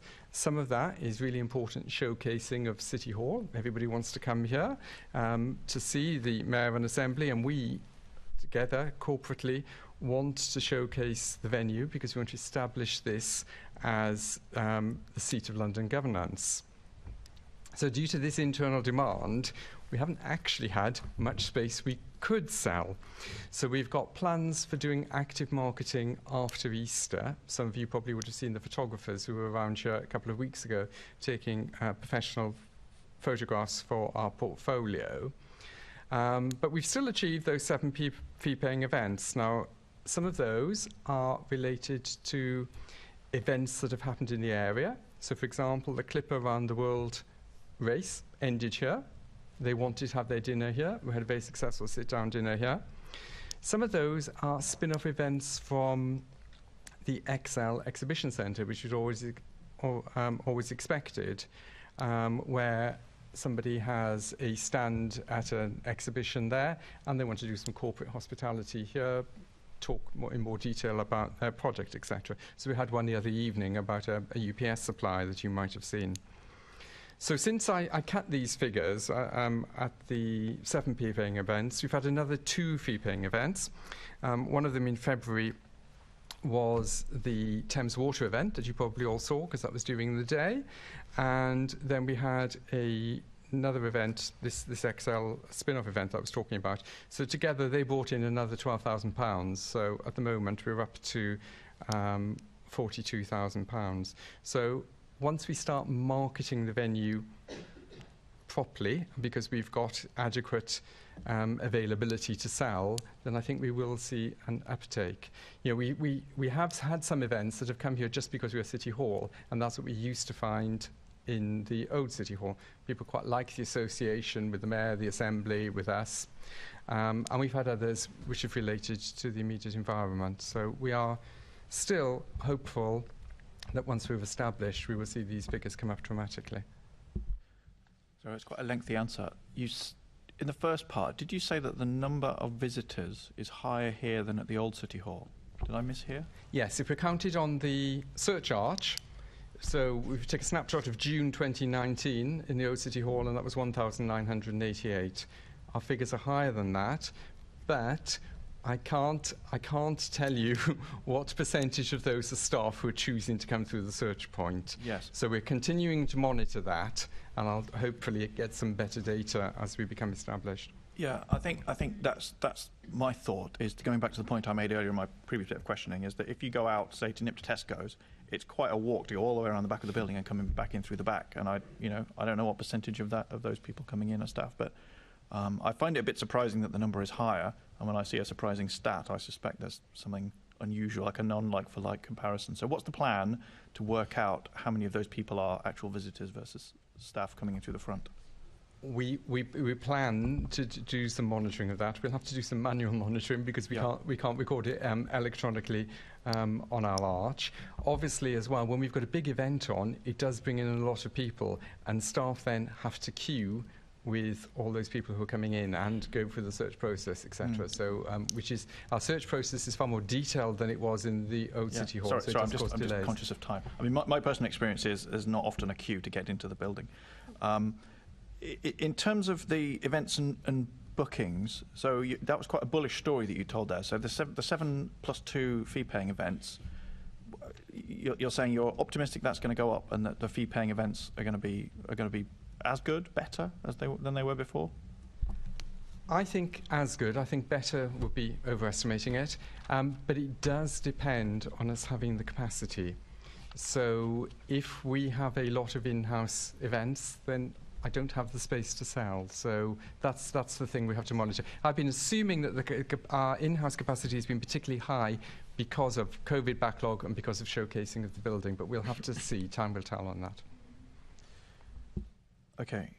Well, I mean, that was my other question, actually, was about the impact of mayoral event. I mean, do we have sight of how many of those are going to be, or do we? What's the lead-in time for internal events being generated? For standard things that happen every year, the lead-in time is sort of more or less 12 months. Mm-hmm.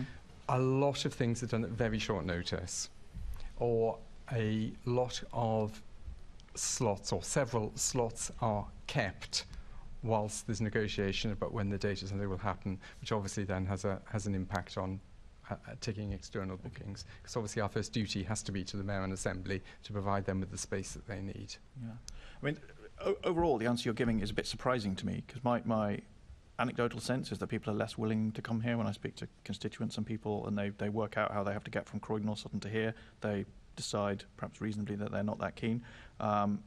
And then, so the figures I've got here, for example, for Holocaust Memorial Day, that's gone down hugely, hasn't it? It was like over 200 down to about 70. And I don't think that's anything to do with that event. You don't think that's to do with the building being less accessible and less attractive as a place to go? People choose not to because it's a lot more effort to get here? I think, some of that is the invitation list, because this chamber seats 140 public seating. Our previous chamber sat 250. So obviously a lower percentage of invitations are going out. And obviously it's taking time to establish. So I think we have to think of the capacity issue as well. So 212 is what's that? That's about 80 something percent capacity. Whereas if we're getting 70 out of 140, that's about half. So even taking into account the smaller size, the proportion of the presumed what we're assuming is the invitation list, it's much lower turnout, isn't it? You don't think that reflects on the location? We don't have any data on invitation returns, or I don't have any data on invitation returns, so I can't answer that question, I'm afraid. Thank you very much for that. Just before I bring in Dr. Onka Sahota, Assembly Member, just on the Holocaust Memorial, for those that did turn up, and I have to say from southwest London to this building is quite a considerable effort for many people in terms of public transport connections, but for the mayors who attend, they have specific arrangements which we facilitated in the old building by lowering the barriers along the side of Potter's Fields and allowing them to be dropped off very, very close to the building entrance, because as we know, local authorities do like to festoon their mayors with some fairly expensive jewellery. There were a huge number of complaints from a large number of the mayors that I was speaking to that they'd had to be dropped off a long distance away, that the vehicle barriers hadn't been lowered for them, enabling them to come in behind and perhaps come in through the staff entrance or anything like this. And so several of them were saying if that's not sorted out for the next time, they're invited, whether that's for Remembrance or Holocaust Memorial or any of our other events. And it's very difficult because if they're dropped more than a certain distance away, quite often there's an insurance policy that says the driver must then exit the car and accompany the mayor, or in fact the chain, to the building that they're going to. I mean, the whole thing is all about the chain of office. But there's nowhere to park, is there? So, etc., etc. So, and then the drivers, of course, had nowhere to park while the mayors were inside attending the ceremony. So I do think that logistically we're going to have to sort that out, just from the actual arrangements here at the building. Obviously, we can't move Croydon and Sutton, or indeed Merton and Wandsworth, any closer to E16. If you can, do tell me how. But I just wanted to make sure that that was brought in now, because that was an issue that was being raised by almost all of the mayors that I spoke to, which was probably most of them. Dr. Sahota, Assembly Member Sahota. Thank you, Chair. One of the prisms or metrics which one should look at the City Hall is that this is not an events hire premises, but the centre of London government, how the people of London engage with it.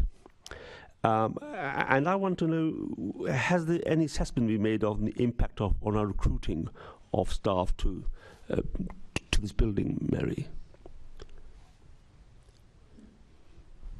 I don't think we've made a formal assessment, because I think that's quite difficult to do.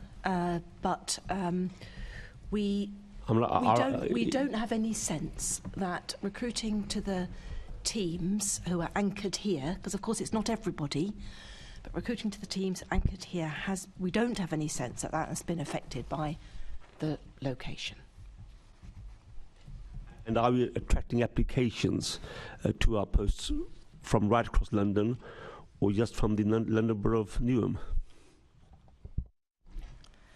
So again, we haven't done any sort of objective analysis of where our applications are coming from. So, you know, we'd have to do that for me to be able to answer your question. But and yes, we have taken on some new people who live in the London Borough of Newham, but we continue, as far as I know, to take on people from right across London and in fact outside, of course. Do you think it's something worth noting where people apply from and where we attract from? I mean, is this something that you will make an effort to record and look at? Can I think about that and how easy or difficult it would be to do that? Well, all you need to do is look at people's home addresses where they live, isn't it? Yes, but if you want some proper analysis of that data has to be exported from the recruitment system into some other setup. But so I'm not saying we can't do it. What I'm saying is I think I would need to understand what it would take to do that. Okay, thank you very much. And just coming to the educational visits to the City Hall. Are these educational visits from right across London, or just from a local 2 miles radius of the City Hall? I used to use 2 miles just as a rough guess. I'm not, but my question is: are we attracting schools from all over London to visit us? Not. I've spoken to my colleague who does the school visits, because I don't do them. He's in another team, and he assures me yes, they are from right across London. that's reassuring. And also, has any survey been done on the experience of, I know you've done a survey of the members of staff, right, who work here and what they think, but has any survey been done formally of how the Assembly members feel about the premises and how it's impacted on their working life or impacted on how they've engaged with constituents? No, we haven't done a survey. Do you think it's something which we should do? If Assembly members would like me to, I can do that. I would venture to suggest that it would be a good thing to do, that to engage with all 25 members and to ask them what the impact of the City Hall has been and how this impacted upon their work. The other thing is, looking at the events in the evening, I think you looked at the events and they looked pretty comparable. But how many of these events were held by the Assembly members? Is that the same level as they were holding in the previous City Hall, or is it less than that, or the same level? I've got a spreadsheet here, but I think it might be easier perhaps if I come back to you with that answer. But certainly I'm aware that several Assembly members have been holding events here, and the allocation, if you remember, was increased to take into account the COVID backlog. So members have had the opportunity to make bookings. So I'd be very grateful if you would share through the chair the figures regarding the uses of City Hall by Assembly members. Yes, we monitor that against the allocations, so that won't be a problem. Yes, I certainly do that. Thank you. Thank you, Chair. Thank you. We're still in the section on success and impact of the relocation, and I know Assembly Member Susan Hall is very keen to talk about the success of the relocation. Well, to be honest with you, Chair, I think there's so much here that we haven't had answers to, that there's loads more questions to ask. I mean, I'll go on to the section 3, shall I? Investigation and conclusion, because I think we should come back to this. There are so many, this is going to happen in the future that absolutely. The next questions are yours. The only person who's also indicated, as well as yourself, who wants to come in shortly will be Assembly Member Keith Prince has indicated, which you won't have been able to see. Okay, do you want to take him first, or shall I go on to the third section? I'm mindful of time. Sorry, and also we've got Assembly Member Russell, who's going to ask some questions as well, if you remember. So shall we take Assembly Member Prince and then Russell, and then come to you, Assembly Member Hall? Is that okay? Yeah, I think that's better, Chair, and I think we ought to come back to this. I really think. Assembly Member Prince first. Thank you, Chair. A couple of things. The report that we received showed that there was a City Hall impact assessment done in February 2023, and that shows that 20% of new employees come from Newham. Don't you find that information helpful? The question I was going to ask, though, relates to a point made earlier by my colleague, Assembly Member Garrett, in relation to accessing the building. I sometimes come from West Ferry down the road, and I found that when you approach the building from the south, whilst there is a gate at the rear to the south of the building, which would then allow you to immediately go through the staff entrance, and I can understand why it's more desirable to have the staff going through a separate entrance, that's locked. And therefore that meant that if I were to comply with the wishes of using the staff entrance, I would have had to have circumnavigated 3 complete sides and half of the back side of the building in order to gain entrance.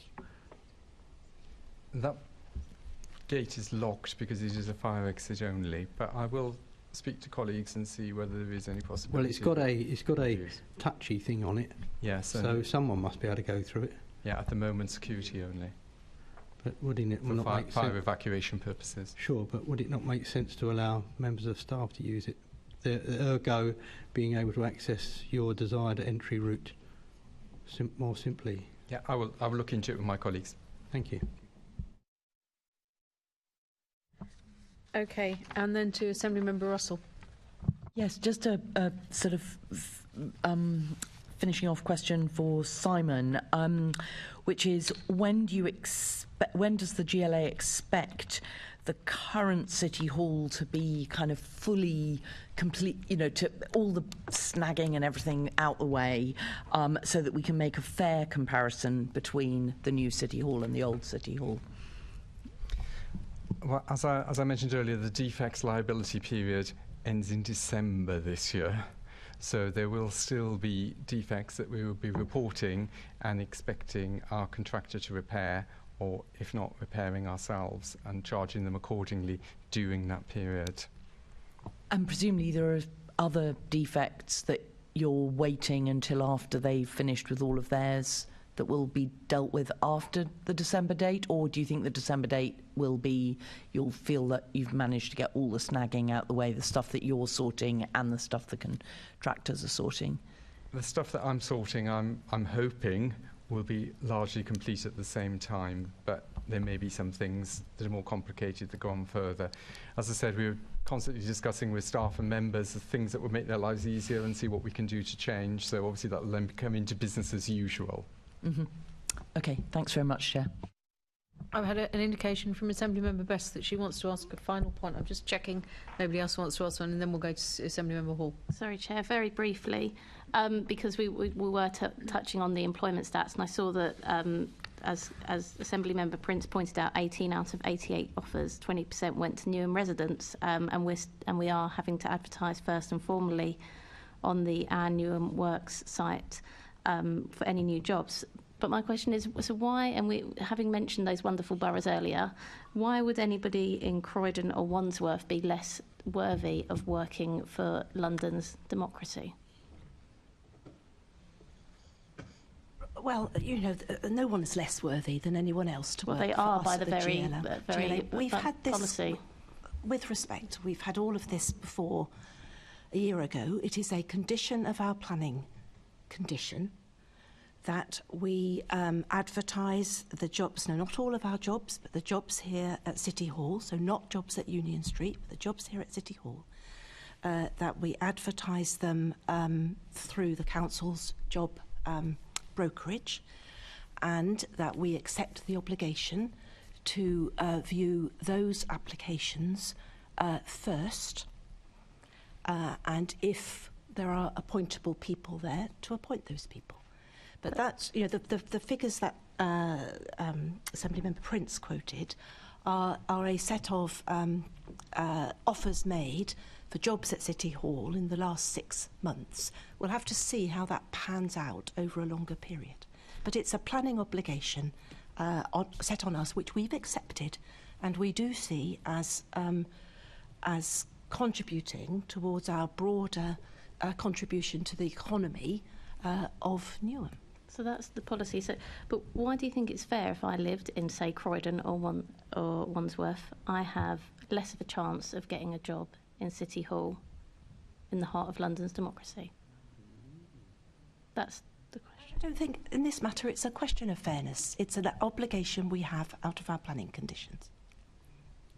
It is a question of fairness, and I raised this last year, and it doesn't matter how many years it goes on, Mary, I'll still keep raising it, because I don't think it is fair on Londoners, and I don't think it's a planning obligation we should have accepted.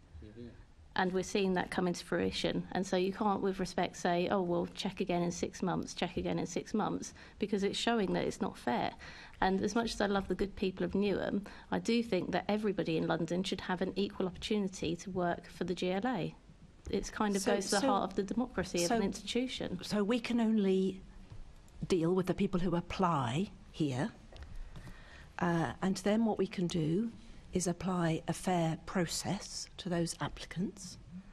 But what we have done is we have accepted that planning condition, and I think that needs to be taken up with London Borough of Newham rather than me, because that was a planning condition that we accepted as part of moving into this building. But then, Mary, that wouldn't be up. I couldn't take that up with London Borough of Newham. That would be the GLA would have to go back and renegotiate its planning obligations. No, but we've accepted the condition. Well, exactly. So you said that's not up to you, but it would be up to the officers in charge to go back and renegotiate that position with Newham, and that's the point that I will keep on making year after year after year, because I don't think it's fair, and I do think we should go back and renegotiate that. But I think we are very clear that it is a point that you've made very strongly, so I'm not going to let you make it again, because I think we are clear about that point, and I am very briefly going to bring in Assembly Member McCartney, but thank you for raising that point. Thank you. I understand my best point about it being democracy. However, I know Mary and Daniel, you're familiar with planning, and I think most boroughs, when they have regeneration schemes, do set targets and planning obligations with regards to local employment, on the basis that if regeneration is coming, it's only right that local people benefit from it too. So I don't think it's anything out of the ordinary, is it? No, thank you. Okay, then was it an arrangement we had at City Hall?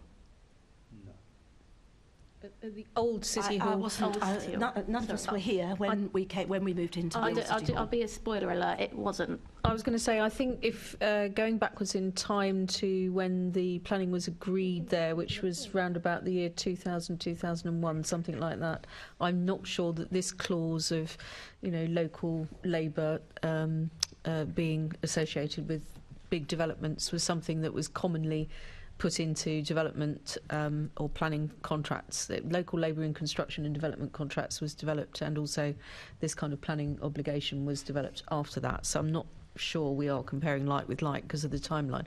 I'm now going to bring in... Sorry, it just shows the good position we were in compared to now. I'm going to bring in Assembly Member Hall, who has been waiting very patiently to talk about success and many other things.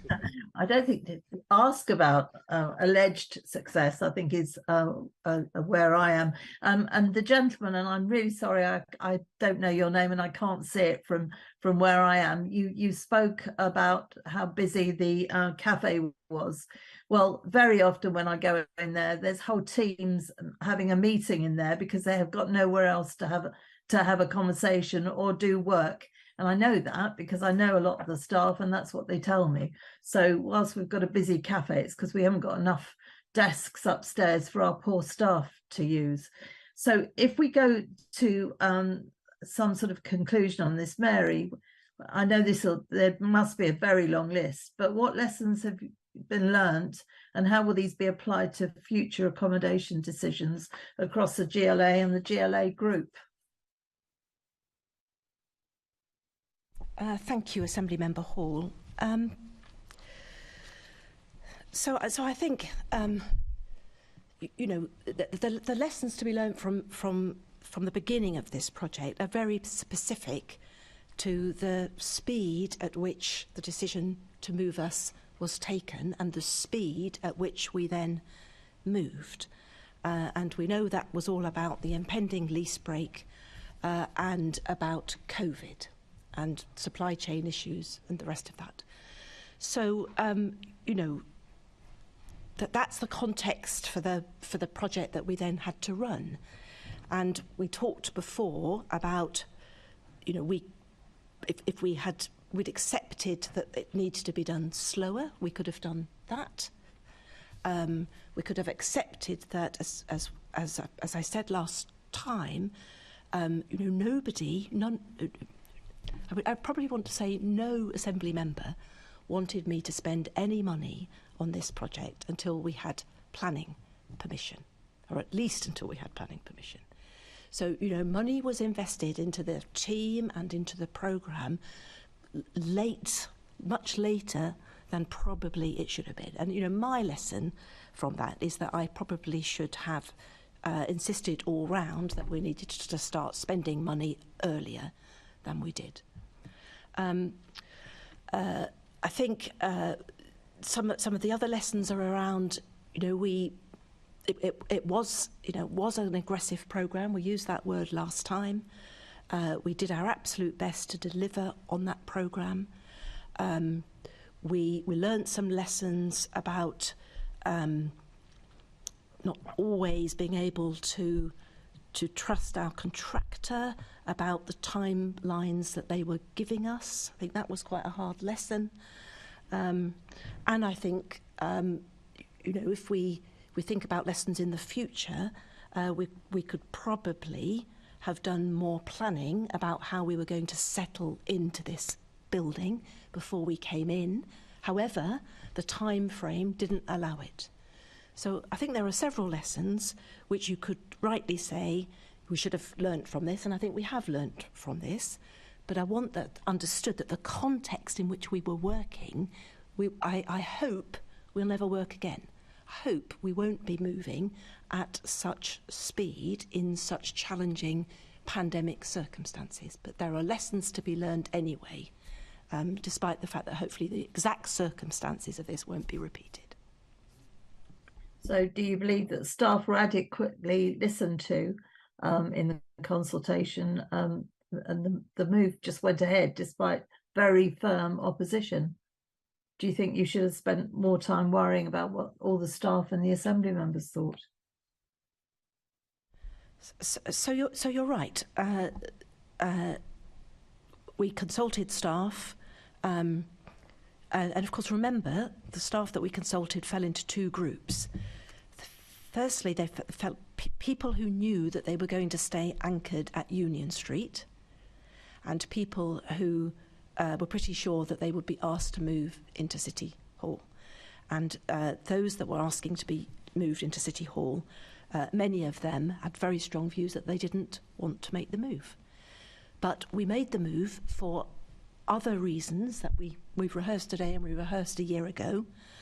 And I think, what we have been trying to do since, and, you've heard this afternoon, particularly Simon here, trying to make sure that, the workplace that we are now in at City Hall is as good as it can be for the staff who are anchored here, for you as Assembly members, for the Mayor and his team, and for staff who come and drop in from Union Street. That's the work we're doing now.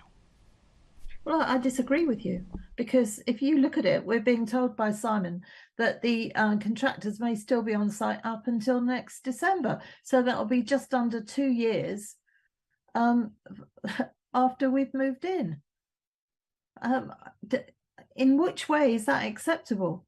So you've got a whole load of staff who didn't want to be dragged out here anyway. You've got Assembly members who are very much less than happy.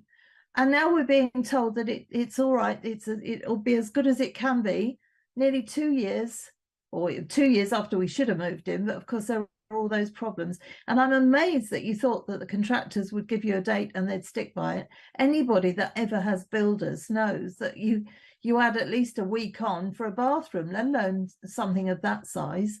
I'm surprised that you took them for their word on that. Well, that's what they signed up to. That's what their contract was for. That's why, so that's the situation there.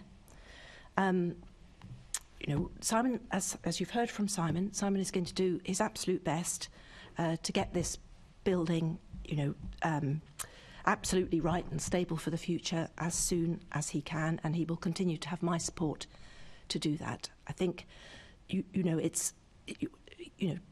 to be fair, we don't see many contractors around now, do we? Most of the work that's being done is small jobs that remain to be done, which are done out of hours, or some control issues which we are working on in terms of the heating, and those are generally system issues which are broadly need to be sorted out without very many bodies here in City Hall to do that. So I think that the disruption, if we're honest with ourselves, the disruption that we have now is vastly reduced from the disruption we had even 3 months ago or 6 months ago. And I think we will continue to see that reduce and reduce and reduce.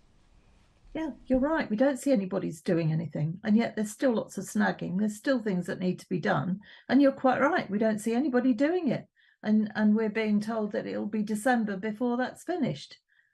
In no way are we happy about that. In no way are any of us happy about that. It's very unsatisfactory. You said earlier to one of my colleagues that the mayor made the decision. Would you have taken the decision to move us if you were him? Assembly Member Hall, it's not my decision to take.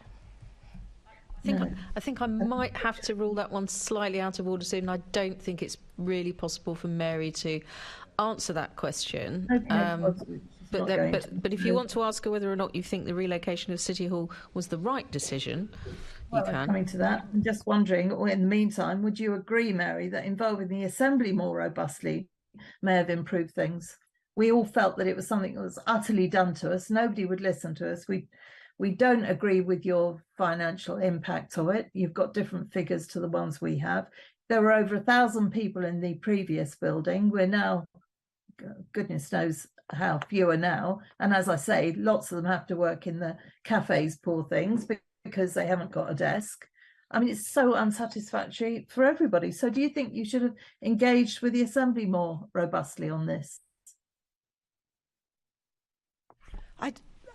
Of course, I would have liked to have done, but the time and the circumstances just did not allow for that much. I mean, I remember appearing in for many hours in front of Oversight Committee and plenary, mostly remotely, of course, in those days. I did my absolute best to keep you all informed and engaged in the decision, but the decision was made very quickly for reasons that we all understand.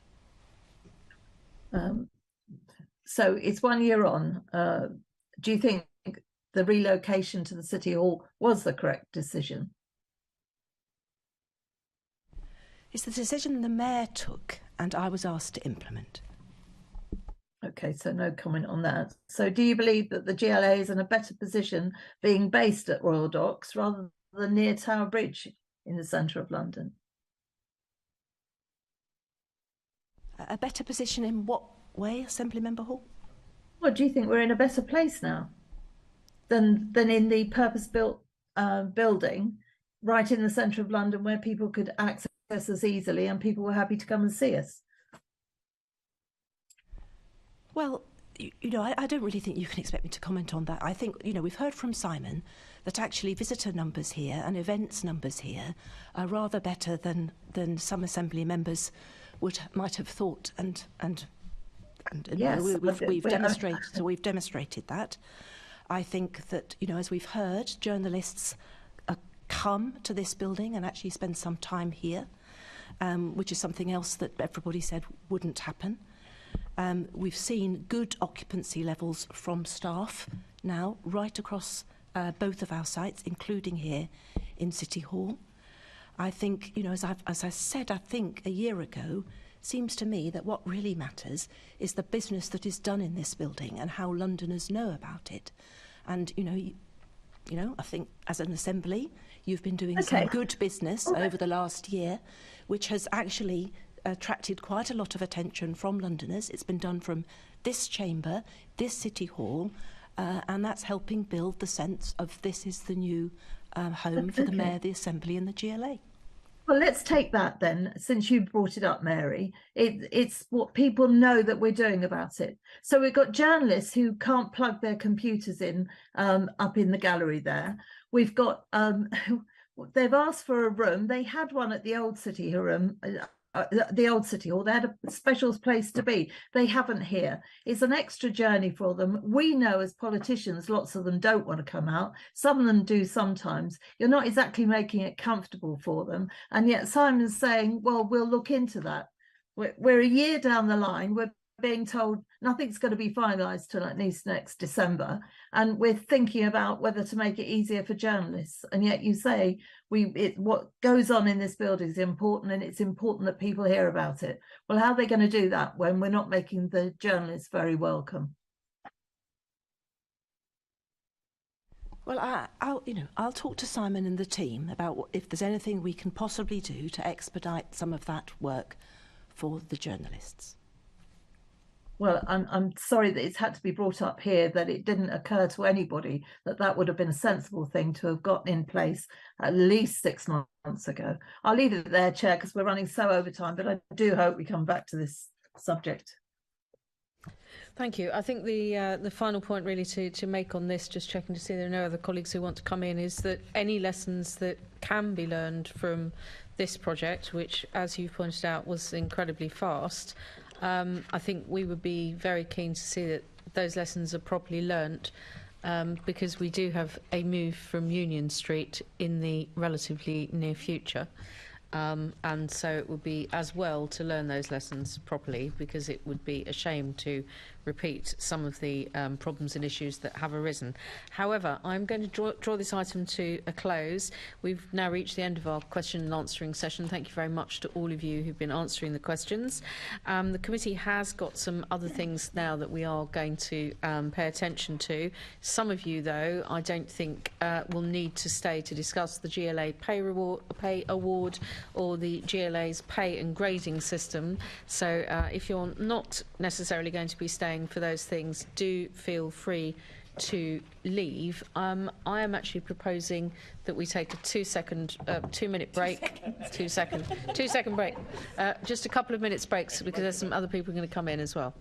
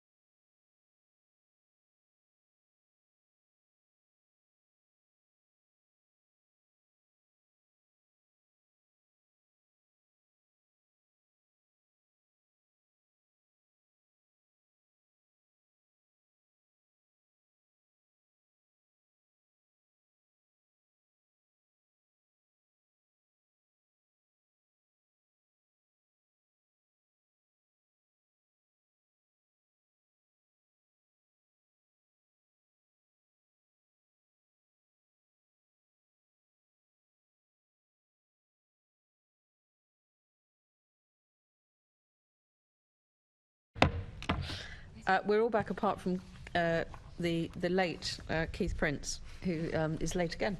I'm going to move on to item 7, the GLA. I don't know where he's gone. Having gone all the way round there, Mary, it closes at 4. That is exactly what we told you 5 minutes ago, Assemblymember Prince.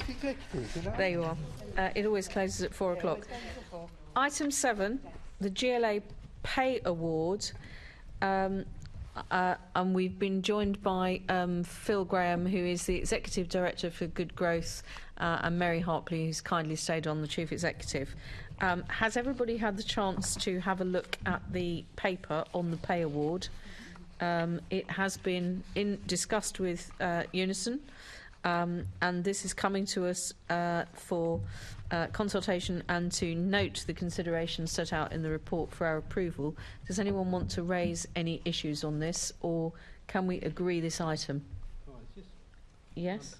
Assemblymember Prince. If I've got the right papers, I've just come in. But in there is an interesting point whereby people on the lower scale can earn more than people on the higher scale. Am I in the right place? No. Is that another report? No, it's not earning more. Next one. Okay, good. Carry on. No, it's. I think you're looking at the pay and grading.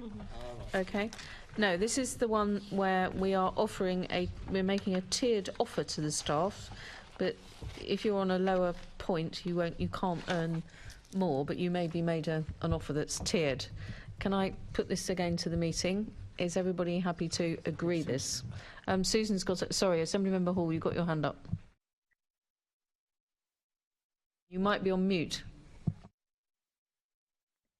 Sorry, I double tapped. The way the current pay bands overlap, someone at the top of pay band 5 earns more than someone at the bottom of pay band 6, and yet they will receive an 8% pay award compared to a 6.6 pay award that comes in the other band.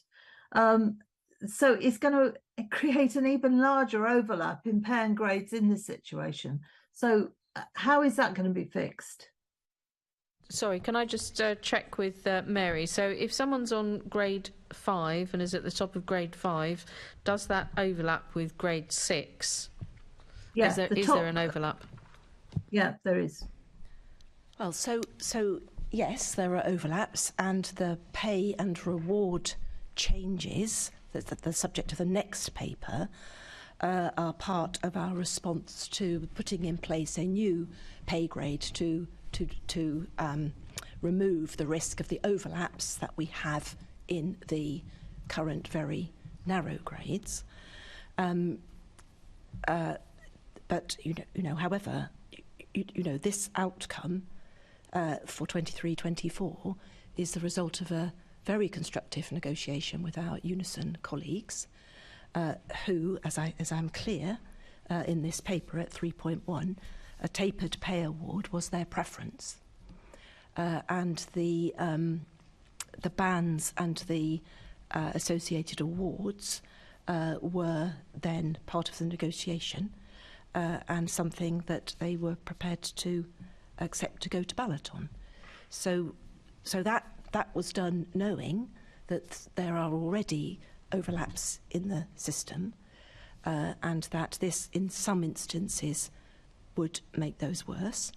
But this was about getting a pay deal agreed for all staff in a timely manner. And of course, we're paying this out from the 17th of May, in the knowledge that the other piece of work the outcome of that will be a new pay band structure for the GLA. But we've got one last year with these overlaps. Assuming we move ahead with the other arrangements to come into play from the 1st of April next year. So essentially, the answer to the point raised by Assemblymember Prince and Hall is yes, but notwithstanding that fact, this is something that has been negotiated, and this was the preference of the recognised trade union, and so the negotiation has been concluded. So can I put this to the meeting? Is everyone happy to accept? Sorry, Yep. Chair, there's just one very small other thing. Given that that the lower end is giving a higher percentage, it seems odd that the London Living Wage Group don't come into any of these negotiations.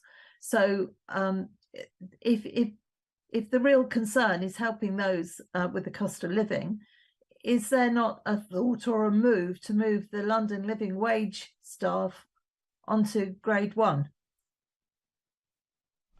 I'll take that. So the percentage increases that you see here do not apply to GLA staff on the London Living Wage, as their salary is reviewed annually by the Living Wage Foundation. And our staff on the London Living Wage received an 8.14% increase back in September 2022. We have, however, made it that the £400 payment, non-consolidated payment, for grades 1 to 10 will be made to our staff on the London Living Wage. So they'll get the 400 from us on top of the 8.14% increase they've already had via the Living Wage Foundation. Okay, I've just seen Assemblymember Prince. Easily confused. Not even faint. Must be the hair colour. Is it on a serious point? Actually, is it right that we are still paying people the London Living Wage? Should we not, as an organisation, as a leading organisation in London setting the trend, leading the way, as the Mayor continuously tells us? Should we not actually be paying people, even the least paid people in our organisation, above the London living wage? Assemblymember Prince, I think that is a very interesting question, but I want to try and stick to the topic, which is actually just looking specifically at this pay award. But this is to do with the pay award, isn't it? Because they should be involved in this pay award, but they're not. It's a bit more of a philosophical discussion, and I think it's something that we, can be picked up, when we're talking about other matters. But it is 4:20, and we have got a number of other items to get through. So I would quite like to just stick to this. Personally, Chair, I think it's, all banter aside, it's a really important issue. We're talking about people who are on literally being paid the very minimum that we should be paying them, and I don't think, as a world-leading, greatest city in the world, that we should be paying people the absolute basic minimum we can. We should be paying them the right amount of money, and they shouldn't be on the London living wage. They should be being paid more because they're worth more. That's a really serious point. Thank you. I think that's it's not the minimum wage. No, it's. Can we agree whether or not we're happy with the way that this has been agreed with Unison? I think this is not a place for negotiations. Negotiations took place between the unions and the chief executive of GLA, and I think we should just note the paper and I probably move to a vote on that. This is not a discussion about what should happen. That's a different forum, I think, Chair. So that's been formally put by Dr. Sahota. Is that seconded? Absolutely seconded, and I'd like to, commend the way that that the whole process has worked so efficiently and speedily that people are actually going to see the benefit of this in their pay packet from May. Yes, which is much earlier than previously. Can I just hear an agreed to everybody to the proposal from Dr. Onka Sahota and seconded by? Is that agreed? Agreed. Thank you. Okay. We're going to move on to the next item, which I think might come back to many of the same points. Item 8, changes to the GLA's pay and reward system. And this is an update report from the Chief Executive on pages 49 to 56 of your agenda. Can I see if anyone would like to raise any points about this? I'm going to assume everyone's read the report from the Chief Executive. Did I have some indications of people who wanted to come in on this? I think Assemblymember Baker and Assemblymember Ahmed wanted to come in. Assemblymember, you want to come first? Yep. Thank you, Chair. Good afternoon, panel. Could you explain what the main drivers in your decision to not go forward with contribution-based pay was at this time? So, we consulted staff on these proposals. The paper reminds you of what those proposals were.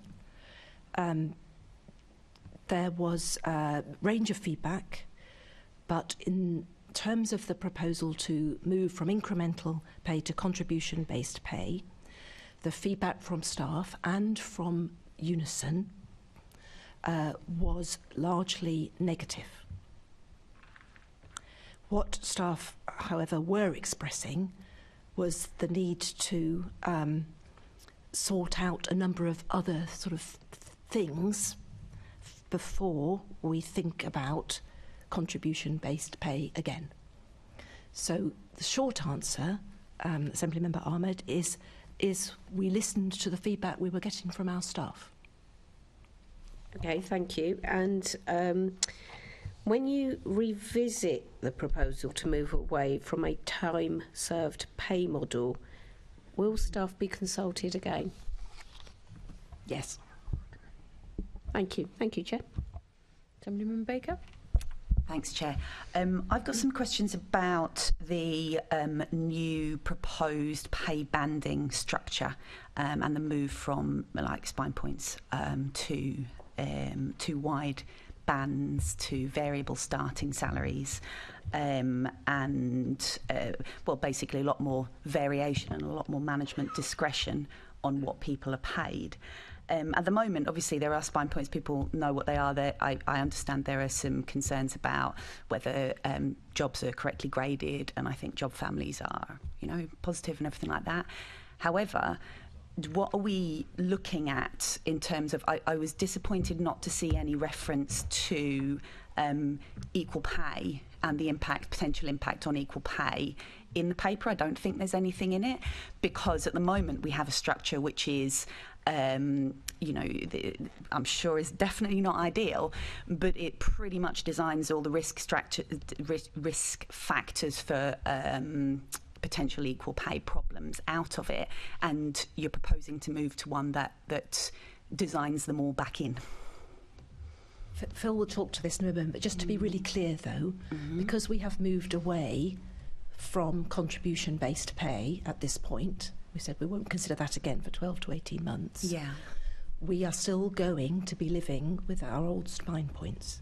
So right, okay. So that's just an important point to right. So can you explain then clearly what the impact of bringing in wide pay bands is going to be on pay? Because you're saying that variable starting salaries is going to be introduced. Is that correct?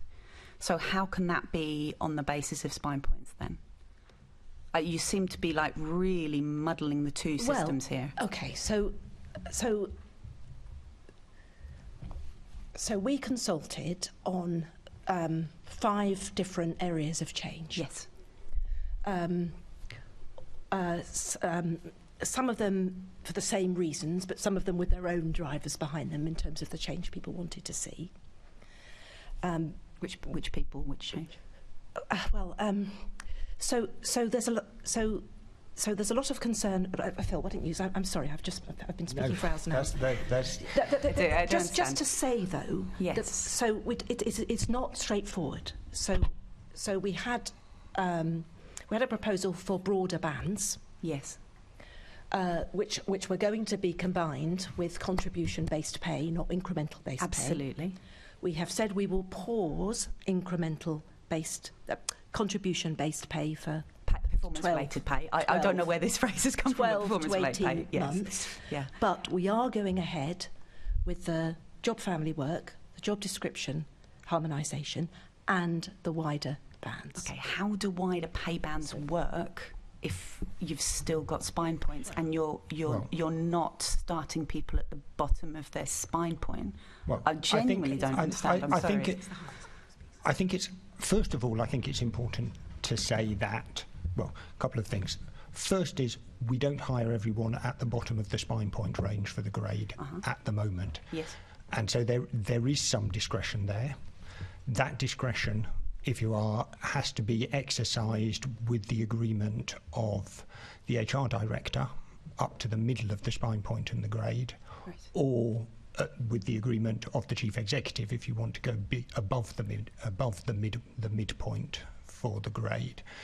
So it's not the case that there is no discretion at the moment, but that discretion is tightly controlled by the involvement of the HR team and by the involvement of the chief executive. We are not planning on moving to a world where that level of control is taken away, even when and if we move out of spine points altogether. So starting salaries, although they may be variable, will be set in discussion with HR and on the basis of a proper evidence base of comparable salaries within the GLA for comparable roles, and where necessary, jobs outside of the GLA. So in some ways we are asserting, we are maintaining, and particularly where you're talking about sort of market supplements or higher than expected salaries, in some cases, we hope, creating a more robust system in terms of basing these on evidence and ensuring that there is some control around that. I'm very, very aware that we've got a limited amount of time, and this is a massively deep subject. Okay, so that's part one. Part two, very quickly, is you are right. I mean, it is a tricky position to be in, where you are meshing two sets of incremental spine points into a single wider band, and so we will need to maintain that level of some discretion of that kind in terms of the hiring salaries with that control, but it will be discretion in the context of the spine points as they exist at the moment. Okay, so back to my original point, there's a whole load of questions I could ask there, but I would just like to say that what you set out originally is, a holistic set of, performance-related pay, wide pay bands, doing away with spine points, all of that. That's a holistic change, whether you agree with it or not. You've now taken out a very core part of it, and actually the rest of it doesn't necessarily make sense, but beside the point. I asked about equal pay. So you're saying actually there is variation now. Have you done an equal pay audit? Do you know whether your starting salaries do vary according to gender?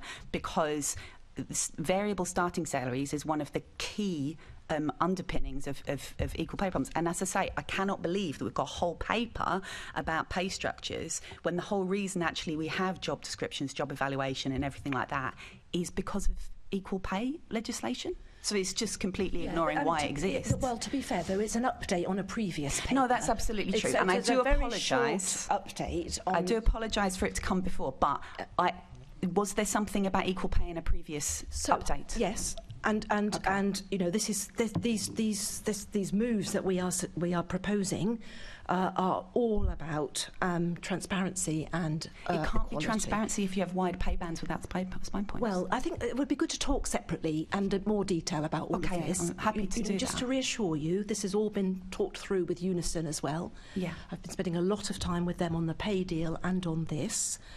I think where we are now starting is with a review, some really hard thinking about job families. Okay, I don't want to take up loads and loads of time, but can I ask because my question was about equal pay and about introducing risk factors to equal pay, and you haven't really answered that. And I do apologise if it was in an original paper where you explained how these weren't going to be risk factors, but they are. So, and I haven't heard how that's not going to happen, and that's really fundamentally my question. I'd be happy to talk the details of pay and reward structures for hours with, if you'd like, separately, but it's about equal pay and changing a system to one that's more risky and how you're mitigating against that, because I can't see any.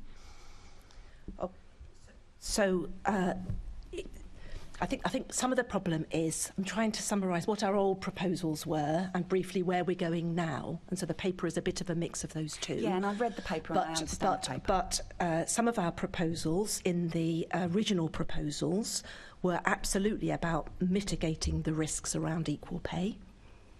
Because some of our analysis of our gender pay gap, for example, in the past, has indeed revealed different starting salaries by gender at different grades as a driver of some of that. So this was all about stopping that. But actually, I think what we've heard from staff is, let's go back to people's job descriptions and make sure that those are fairly described and fairly graded as the starting point for this. And that's where we're now going. I think that is absolutely where it should start. Absolutely where it should start. I still don't quite have an answer about the structure, but I sense I'm not going to get one about equal pay in the new structure. But there we are. We would be going into the new structure absolutely clear that. Just to be clear, though, this is the first paper about the pay and grading structure that we're taking, where you're updating us as to where we've got to now. But the plan, I believe, will be for further meetings of the Oversight Committee, including potentially some of the more informal meetings where we meet privately and can go into more detail, will be happening as we take this forward.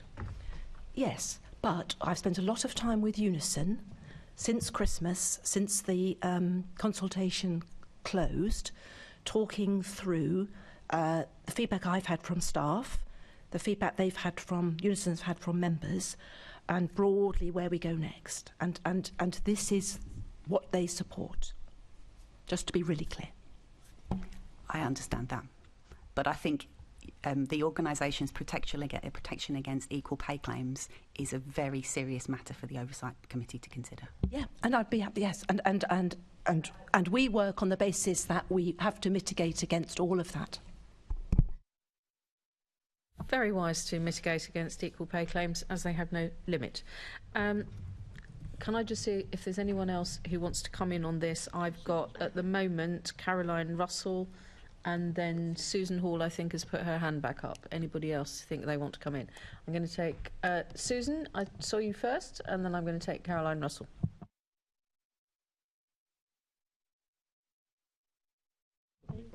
Susan is frozen. Okay, I'm going to take Caroline Russell while Susan stops being a Disney person. Just very briefly, the feedback I've had from staff who've fed back on this whole process have said that they're glad that that their feedback was listened to, and they felt really listened to following the feedback that was given on the consultation. So this the kind of the pause on the original plan is really welcomed. And having the time to actually look into it all properly. But I think also there isn't. People have said that they are that there is clearly work to be done on those job families, on the job descriptions, and to sort of, but go and not going full tilt into the whole thing actually feels like the right decision. So I welcome this paper. Thank you. It looks as though we've lost Susan for the time being. I can't see her, and I'm afraid I do want to come to the end of this item. The committee is recommended to respond to the planned changes to the GLA pay and reward system in light of feedback from staff to the recent consultation and detailed discussions with Unison. Are we happy to note the paper that's been submitted to us as the first of a series of updates? Thank you. I'm then going to move on to item 9, which is proposed changes to the GLA establishment, the external relations, events, major sports events and partnerships team. I would like to ask the committee, because of the issue relating to time, if you would be minded to delegate authority to me as the chair in consultation with the deputy chairman, who's sadly we've just lost from on screen, and the party group lead members to respond to the Chief Officer's consultation on the proposed changes, and we would propose to do a covering letter that picks up a couple of the points, if not some more, that were raised in our earlier meeting. Would that be acceptable to everybody to do that on a delegated authority? Thank you very much. The next item is the proposed changes to the GLA establishment scrutiny team. And I believe we are going to be joined by Helen Newen, who's the Executive Director for the Assembly Secretariat. And I'd like to thank Phil Graham, who I think, the Executive Director for Good Growth, is not going to stay for this item. But thank you very much for being available for the previous item.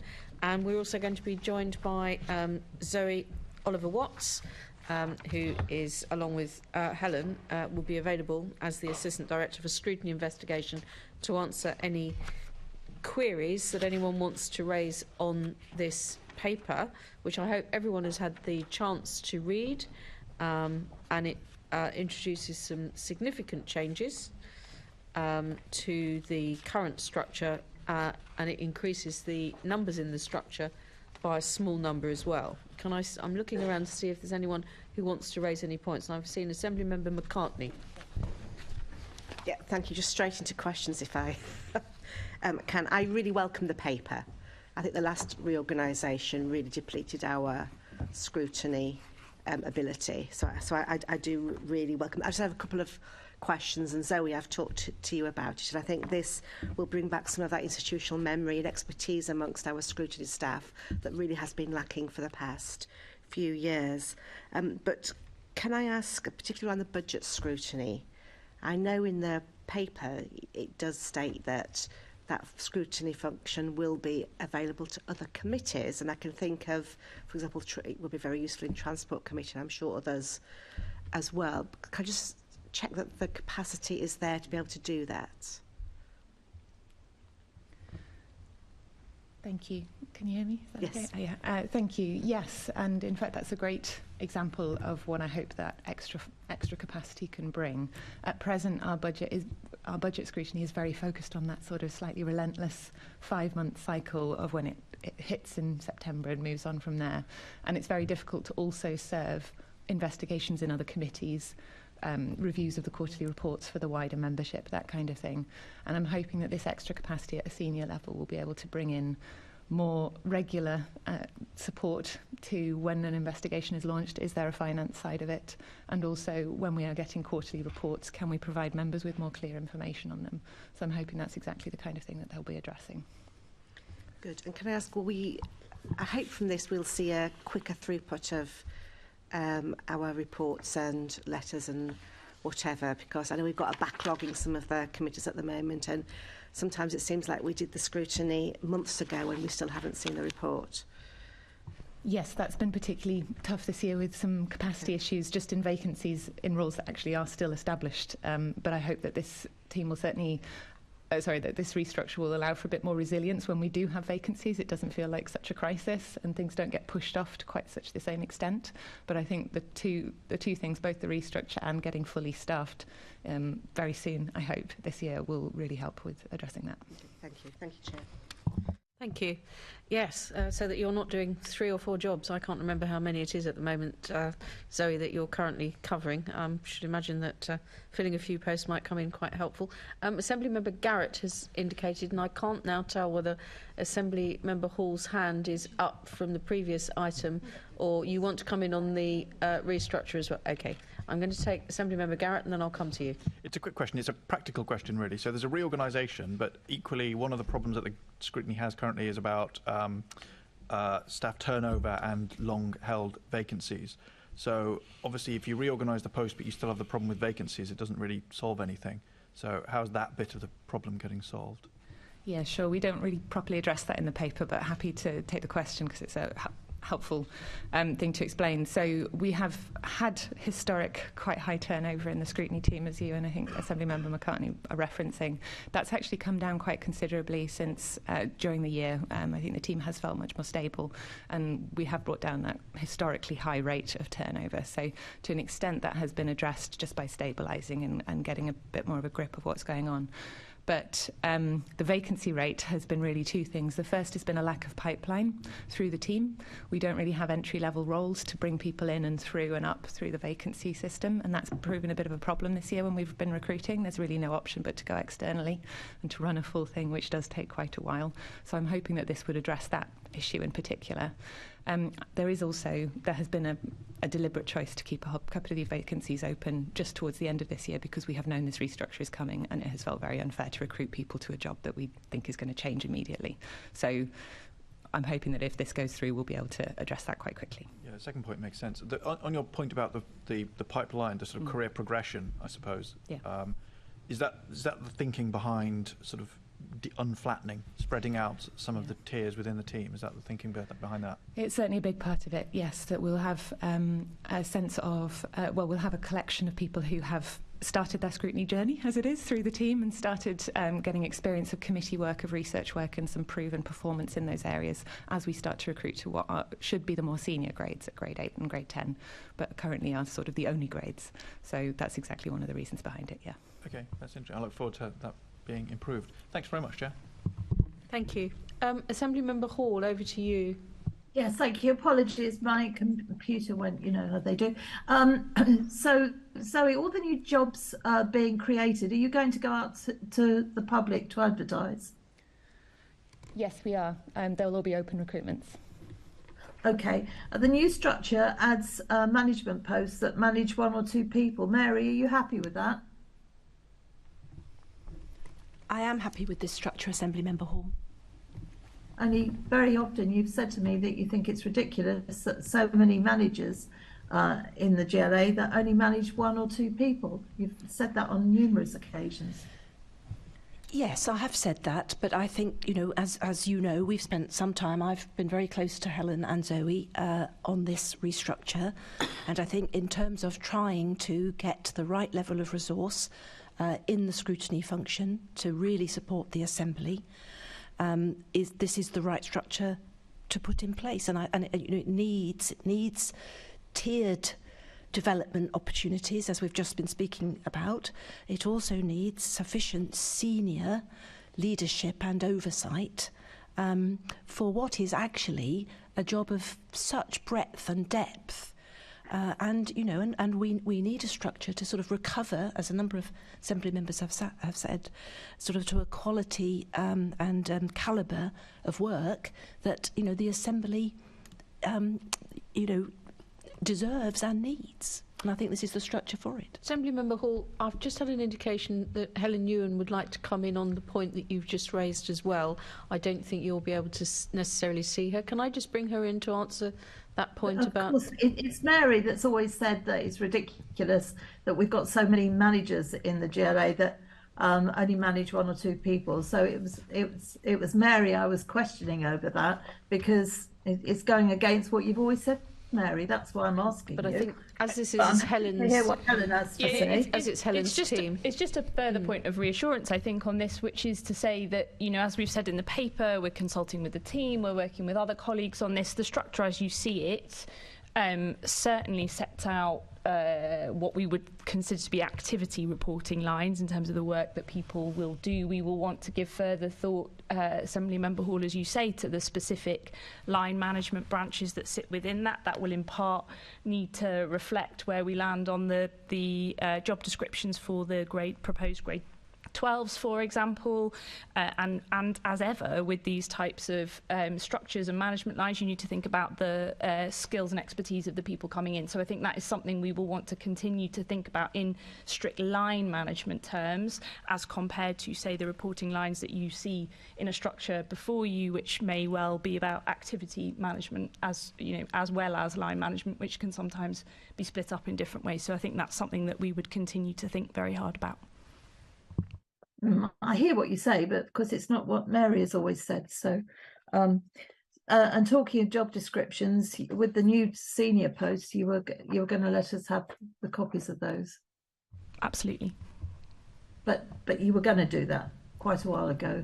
You talked about that, leaders.